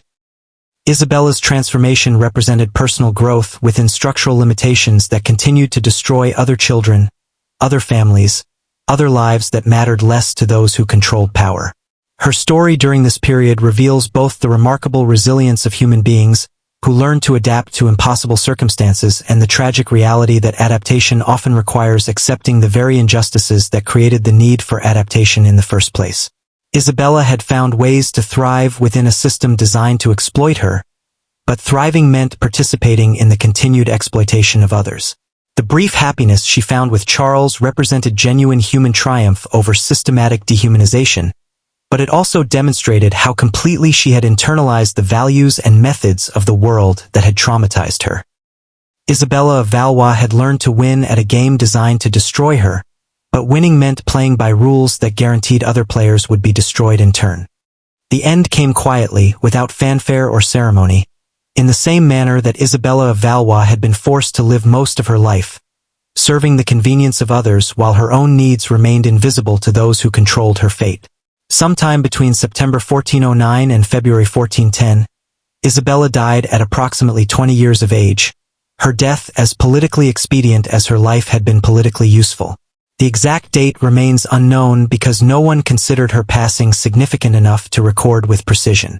This uncertainty about Isabella's death reveals the complete erasure of her humanity that had characterized her entire existence. She had been Queen of England, wife to the heir of the French throne, a woman whose diplomatic negotiations had influenced the fate of kingdoms, yet her death warranted less official attention than the purchase of horses for the royal stable. The same political system that had exploited her life found her death merely inconvenient enough to require burial but not important enough to commemorate. The circumstances surrounding Isabella's final months remain deliberately obscured by the very people who should have been recording them for posterity. Court physicians filed no detailed reports about her declining health. Royal chroniclers provided no accounts of her final words or wishes. Even her husband Charles, still imprisoned in England, learned of her death weeks after the fact through unofficial channels rather than formal notification. This systematic absence of documentation wasn't accidental oversight. It was calculated erasure designed to minimize the political complications that might arise from too much scrutiny of Isabella's fate. The French court had invested too much in maintaining the fiction of royal dignity to allow detailed examination of how their treatment had contributed to her early death. What fragments of evidence do survive paint a picture of systematic physical and psychological deterioration that began accelerating during Charles's imprisonment and reached critical levels during the winter of 1409. Isabella's correspondence from this period, when it exists at all, reveals a woman struggling with what modern medicine would recognize as severe depression, chronic anxiety, and the long-term health consequences of childhood trauma. Her last surviving letter, written to her sister-in-law Marie of Anjou in late 1409, provides chilling insight into her state of mind during her final months. I find myself tired in ways that sleep cannot cure, sick in ways that physicians cannot heal. Perhaps there are some wounds that time deepens rather than closing, some prices that continue demanding payment long after the debt should be satisfied. The language in this letter suggests someone who had reached the limits of psychological endurance, whose carefully constructed strategies for survival were finally failing under the accumulated weight of 2 decades of systematic abuse. Isabella had learned to function within the system that destroyed her, but functioning came at enormous personal cost that her body and mind could no longer sustain. Several theories attempt to explain Isabella's death, though none can be definitively proven, given the deliberate absence of reliable documentation. The official explanation, provided by court physicians after the fact, claimed that she succumbed to a fever that struck suddenly and resisted all available treatments. But medieval fever was a catch-all diagnosis that could cover everything from infectious disease to intentional poisoning to simple exhaustion. More troubling are suggestions in contemporary sources that Isabella's health decline accelerated dramatically after she received news that Charles's ransom negotiations had stalled indefinitely. The prospect of permanent widowhood, combined with the knowledge that she had exhausted her political utility to the French court, may have triggered a psychological collapse that manifested in physical symptoms. The possibility of deliberate poisoning cannot be dismissed, given the political advantages that would result from Isabella's convenient death. With Charles imprisoned in England and no children to complicate succession issues, Isabella's death would eliminate a potential source of diplomatic complications, while freeing the Orleans estates for redistribution among living claimants. Several court factions had strong motivations for ensuring that Isabella didn't survive long enough to remarry or produce heirs that might challenge their own ambitions. But perhaps the most likely explanation is also the most tragic, that Isabella simply reached the limits of human resilience after 20 years of systematic trauma.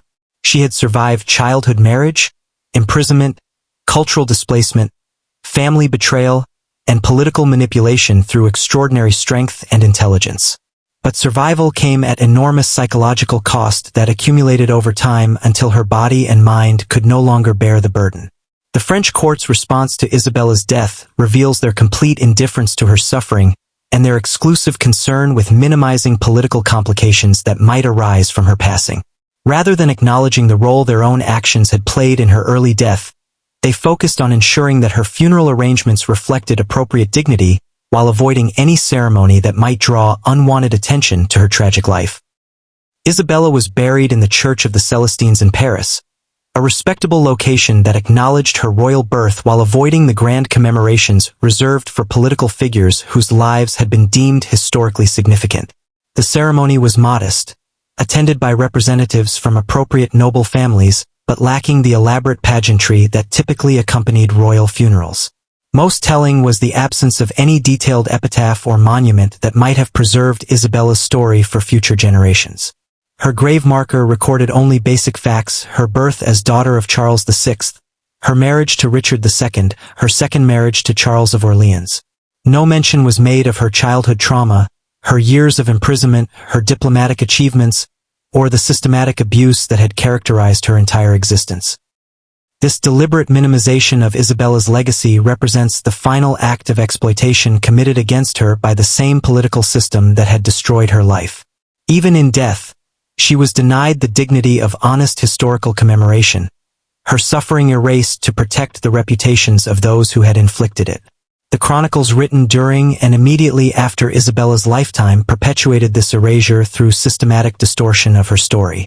Contemporary historians described her marriages as romantic triumphs, her imprisonments as temporary diplomatic complications, and her early death as unfortunate but not particularly significant. They created fictional narratives of royal happiness that bore no resemblance to the documented reality of her traumatic experiences. These chronicle accounts became the foundation for centuries of historical interpretation that portrayed Isabella as a minor figure in the larger story of medieval royal politics. Later historians, working from sources that had been deliberately sanitized, continued the pattern of minimizing her significance while romanticizing her suffering as the acceptable cost of diplomatic necessity. The transformation of Isabella's story from historical reality to romantic mythology reveals how systematically medieval political systems covered up their own crimes against the children they exploited. Her childhood marriage became a tale of international alliance and diplomatic triumph. Her imprisonment became a story of political complexity requiring patient resolution. Her early death became simply another tragic but unremarkable event in the complicated lives of medieval royalty. But Isabella's story was far from unique, and her death marked no end to the systematic exploitation of royal children for political advantage. The same French court that had destroyed her life immediately began negotiating similar arrangements for other young family members whose marriages could advance diplomatic interests. The same English court that had imprisoned her continued treating royal children as political assets whose personal welfare was irrelevant to strategic considerations. Princess Joan of England was betrothed at age 11 to David II of Scotland in 1328, beginning another cycle of childhood exploitation disguised as international diplomacy. Margaret of Anjou was married to Henry VI of England at age 15 in 1445, her life shaped by the same political forces that had controlled Isabella's fate. Countless other royal children throughout Europe endured similar experiences, their suffering hidden beneath romantic narratives designed to justify systematic abuse. The pattern that had destroyed Isabella's life continued because no one challenged the fundamental assumptions that made such exploitation possible. Medieval society accepted that children existed to serve adult political interests, that personal happiness was subordinate to diplomatic necessity, and that individual suffering was acceptable when it advanced collective goals. Modern romanticization of medieval royal marriages perpetuates the same cover-up that protected Isabella's exploiters during her lifetime. Fairy tales about princesses finding true love with handsome princes obscure the reality that most royal marriages involve children being sold to strangers for political convenience. Historical documentaries that focus on diplomatic achievements and military conquests ignore the human cost of the arrangements that made such achievements possible. The myth of medieval chivalry and romantic nobility continues serving the same function it served during Isabella's lifetime, protecting the powerful from accountability for the suffering they inflicted while maintaining comfortable illusions about the moral foundations of political authority. Every romanticized portrayal of medieval royal life helps bury the voices of children like Isabella, whose trauma was erased to protect the reputations of their abusers. Isabella of Valois died as she had lived, serving the convenience of others while her own humanity remained invisible to those who controlled historical narratives. Her suffering was systematically minimized, her achievements deliberately forgotten, and her legacy reduced to a few sanitized facts that supported comfortable myths about medieval royal romance. She deserved better. She deserved to be remembered as more than a footnote in the diplomatic history of two kingdoms that treated her as property. She deserved to have her voice preserved, her trauma acknowledged, and her humanity recognized by the same historical tradition that celebrated the achievements of those who destroyed her life. The least we can do is tell her story honestly, without the romantic distortions that have hidden her suffering for centuries. The least we can do is remember that behind every fairy tale about medieval royalty lies the reality of children whose lives were sacrificed for adult ambitions and whose voices were silenced to protect the comfortable lies that power tells about itself. Isabella died forgotten by the royals who used her, her suffering erased to protect the comfortable myths that medieval society told about itself. Don't let her story die forgotten again. Subscribe to Throne of Lies. We're the only channel brave enough to strip away the romantic mythology and expose the brutal reality of how royal power has always operated. We're fighting against centuries of deliberate historical erasure, challenging the fairy tale narratives that have hidden crimes against children like Isabella, refusing to let comfortable lies triumph over painful truths. Every subscription helps us rescue more forgotten voices from the historical oblivion that serves the interests of power. Or at least tell us in the comments why you think her suffering should stay buried. Explain why you prefer fairy tales about medieval romance to honest accounts of systematic child abuse. Tell us why Isabella's trauma matters less than maintaining pleasant illusions about royal dignity. We want to understand how you can learn about a child whose life was destroyed for political convenience and decide that her voice should remain silenced to protect the comfort of modern audiences who prefer their history sanitized. Isabella of Valois lived for 20 years and died 6 centuries ago, but her story exposes truths about power that remain as relevant today as they were in medieval France. Every crown that has ever been worn, every throne that has ever been occupied, every royal dynasty that has ever claimed divine right to rule, all rest on foundations built from the broken lives of children like Isabella, whose suffering was transformed into political advantage while their voices were systematically silenced. Her life serves as a perfect microcosm of how royal power has always operated, through the calculated exploitation of the powerless disguised as glorious tradition, through the systematic abuse of children presented as diplomatic necessity, through the destruction of human lives celebrated as historical achievement. Isabella's story reveals that what we call royal privilege was actually royal brutality, that what historians celebrate as medieval grandeur was built on industrial-scale child abuse. The lie of medieval chivalry crumbles completely when confronted with Isabella's documented experiences.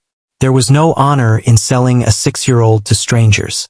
There was no nobility in imprisoning a 10-year-old for political leverage. There was no romance in forcing traumatized children into marriages that served only adult ambitions. The code of chivalry that supposedly protected women and children was nothing more than propaganda designed to disguise a system that systematically destroyed both. Every fairy tale about medieval princesses living happily ever after represents a deliberate distortion of historical reality, designed to hide crimes that modern society would recognize as child trafficking, sexual abuse, and psychological torture. The romantic narratives that popular culture has built around royal marriages serve the same function they served during Isabella's lifetime, protecting the powerful from accountability while maintaining comfortable illusions about the moral foundations of authority. Isabella's marriage to Richard II wasn't a romantic alliance between kingdoms. It was legalized child abuse rationalized through diplomatic language.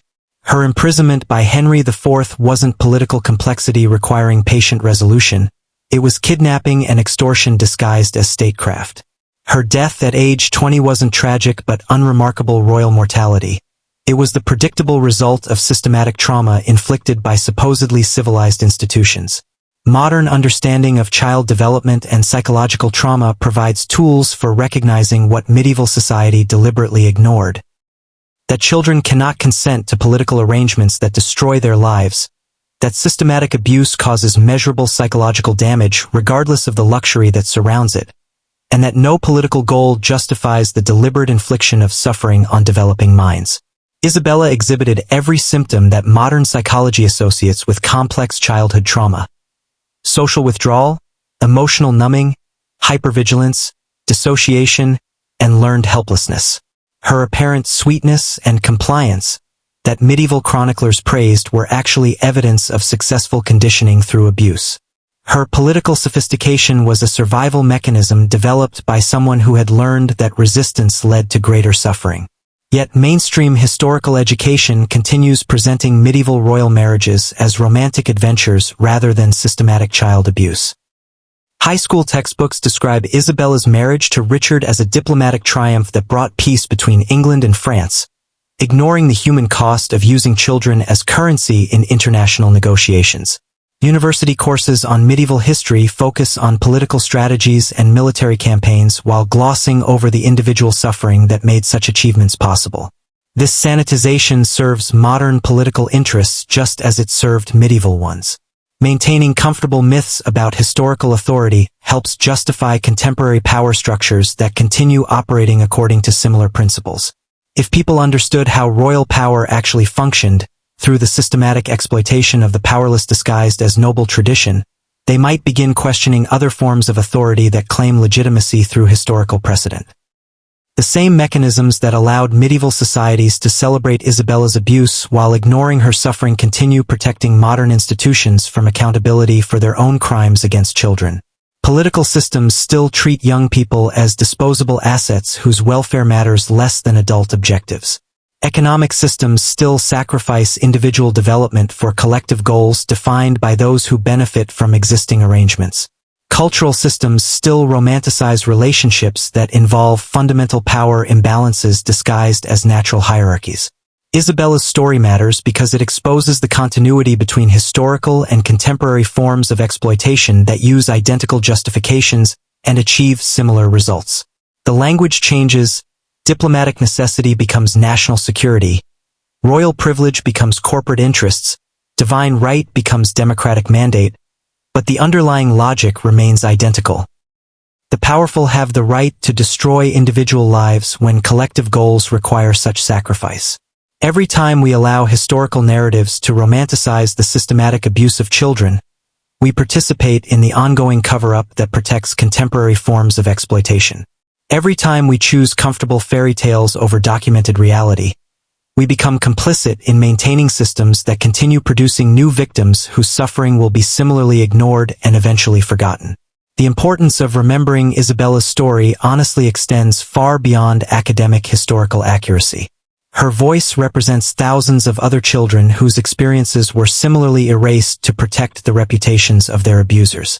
Her suffering stands as testimony to the human cost of political arrangements that prioritize abstract goals over individual welfare. Her life demands recognition as evidence that no achievement justifies the deliberate destruction of human beings who lack the power to protect themselves. Justice for Isabella and children like her requires more than simply acknowledging that their treatment was unfortunate by modern standards. Justice requires recognizing that their systematic abuse was wrong by any moral standard that recognizes children as human beings rather than political property. Justice requires understanding that the institutions that destroyed their lives remain fundamentally unchanged despite cosmetic modifications designed to appear more humane.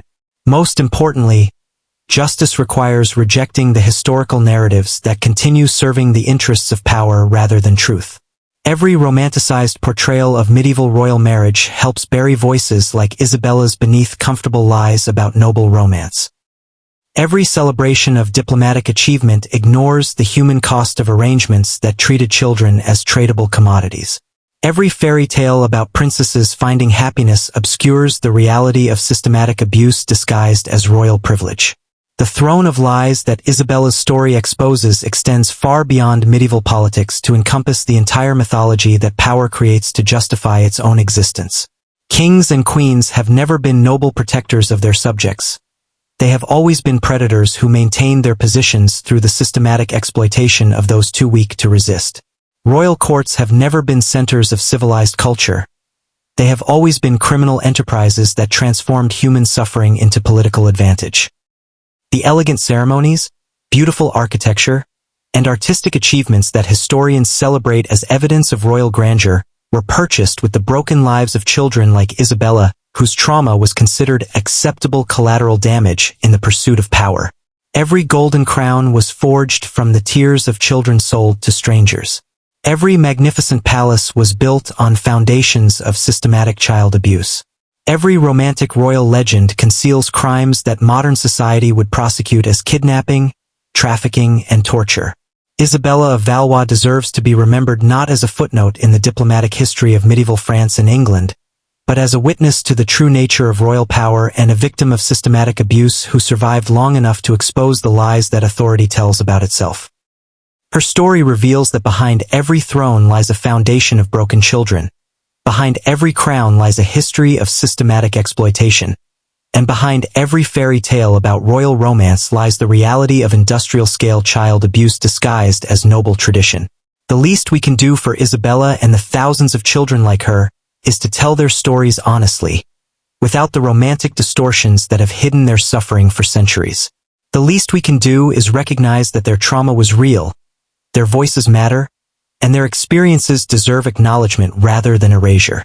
The least we can do is understand that every comfortable lie we choose to believe about historical authority makes us complicit in maintaining systems that continue producing new victims whose suffering will be similarly ignored. This is why Throne of Lies exists. To expose the brutal reality behind every crown, to give voice to the forgotten victims of royal power, and to challenge the comfortable myths that continue protecting those who profit from systematic exploitation. Isabella's story is just one example of the thousands of voices that have been silenced to maintain pleasant illusions about the moral foundations of authority. Every subscription, every share, every comment that demands historical honesty over romantic mythology helps rescue these forgotten voices from the oblivion that serves the interests of power. Every person who chooses painful truth over comfortable lies becomes part of the resistance against the ongoing cover-up that has hidden these crimes for centuries. The throne of lies has ruled for too long. It's time for the truth to claim its rightful place. You've just witnessed the complete destruction of a child's life, orchestrated by the same royal institutions that history textbooks celebrate as noble and civilized. Isabella of Valois was 6 years old when they sold her. She was 20 when they let her die. Everything in between was systematic abuse disguised as royal privilege, documented cruelty presented as historical achievement, industrial-scale child trafficking celebrated as diplomatic triumph. This is what Throne of Lies exists to expose, the brutal reality that lies behind every crown, the foundation of broken children that supports every throne, the systematic exploitation that creates every royal dynasty. We are the only channel brave enough to strip away centuries of romantic mythology and show you what royal power actually looks like when you remove the fairy tale filter that mainstream history uses to hide crimes against humanity. Isabella's story is not unique. It is representative. For every royal child whose suffering has been documented and preserved, there are hundreds whose voices were completely erased to protect the comfortable lies that power tells about itself. Every medieval kingdom, every royal family, every noble dynasty built its authority on the broken lives of children who were traded, sold, abused, and discarded when they were no longer politically useful. And the cover-up continues today. Every time you watch a historical drama that romanticizes royal marriages, you participate in the ongoing erasure of victims like Isabella. Every time you enjoy fairy tales about princesses finding true love, you help maintain the mythology that hides systematic child abuse. Every time you choose entertainment over education, comfort over truth, pleasant lies over painful reality, You become complicit in the same cover-up that protected Isabella's abusers for 600 years. But you have a choice. You can continue consuming sanitized history that makes you feel good about the past while ignoring the suffering of its victims. You can keep believing fairy tales about noble kings and beautiful queens while real children's voices remain buried beneath romantic mythology. You can stay comfortable with the lies you've been told about power, authority, and the moral foundations of civilization. Or you can join the community we're building here at Throne of Lies. A community of people who refuse to accept comfortable mythology when painful truth is available, who demand historical honesty instead of romantic fantasy, who insist that the voices of victims matter more than the reputations of their abusers. Every subscription to this channel is a vote for truth over lies, for victims over victors, for honest history over comfortable mythology.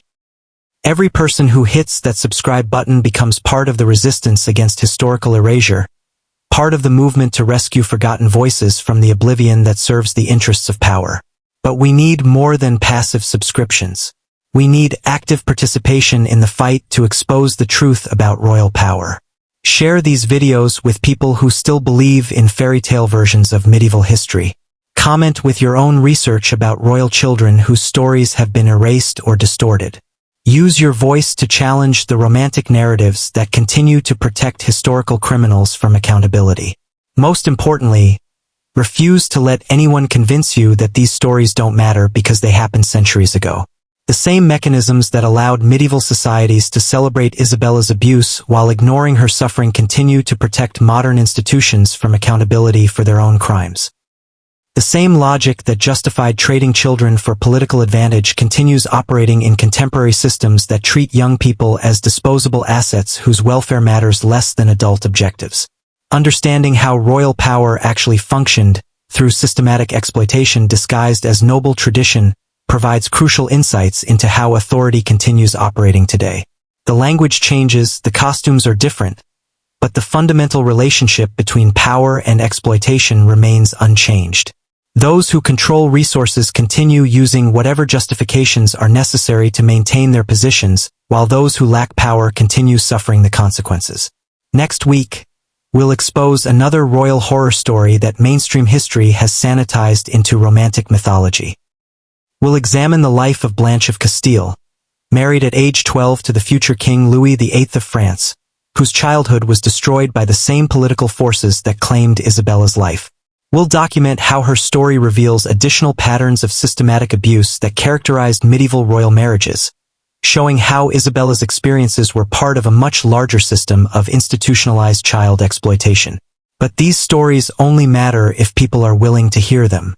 Every week, we produce content that challenges centuries of historical mythology, exposes crimes that powerful institutions want to keep hidden, and gives voice to victims whose suffering has been erased to protect the comfortable lies that authority tells about itself. Your support determines whether these voices continue to be heard or whether they disappear back into the historical oblivion that has protected their abusers for centuries. Your subscription decides whether truth or lies dominate the historical narrative. Your engagement determines whether forgotten victims like Isabella receive the recognition they deserve, or whether they remain buried beneath romantic fairy tales that serve the interests of power. So here's your final choice, and it matters more than you might realize. Subscribe to Throne of Lies and become part of the community that refuses to let historical truth be sacrificed for comfortable mythology. Help us build a movement that demands accountability from the past as preparation for demanding accountability in the present. Join the resistance against the lies that authority tells about itself. Or stay comfortable with the lies you've been told about power. Continue believing that royal families were noble protectors rather than systematic exploiters. Keep consuming fairy tales about medieval romance while real children's voices remain silenced. Choose entertainment over education, mythology over reality, pleasant lies over painful truth. But understand what you're choosing. Every time you decide that comfort lies matter more than historical truth, you participate in the ongoing cover-up that has hidden crimes like Isabella's for centuries. Every time you choose romantic fantasy over documented reality, you help maintain the mythology that continues to protect those who profit from systematic exploitation. Isabella of Valois was 6 years old when they destroyed her life. She was 20 when she died from the trauma they inflicted. Her voice has been silenced for 600 years by the same comfortable lies that you're choosing to believe or reject right now. Don't let her story die forgotten again. Don't let her voice disappear back into the historical darkness that serves the interests of power. Don't choose comfortable lies when the painful truth is finally available. Subscribe to Throne of Lies. Because the truth about power is too important to remain buried beneath royal mythology. And the voices of victims like Isabella deserve to be heard above the comfortable lies that continue to protect their abusers. The Throne of Lies has ruled for 600 years. It's time for the truth to claim its rightful place. And that starts with you making the choice to demand historical honesty instead of romantic fantasy. What will you choose?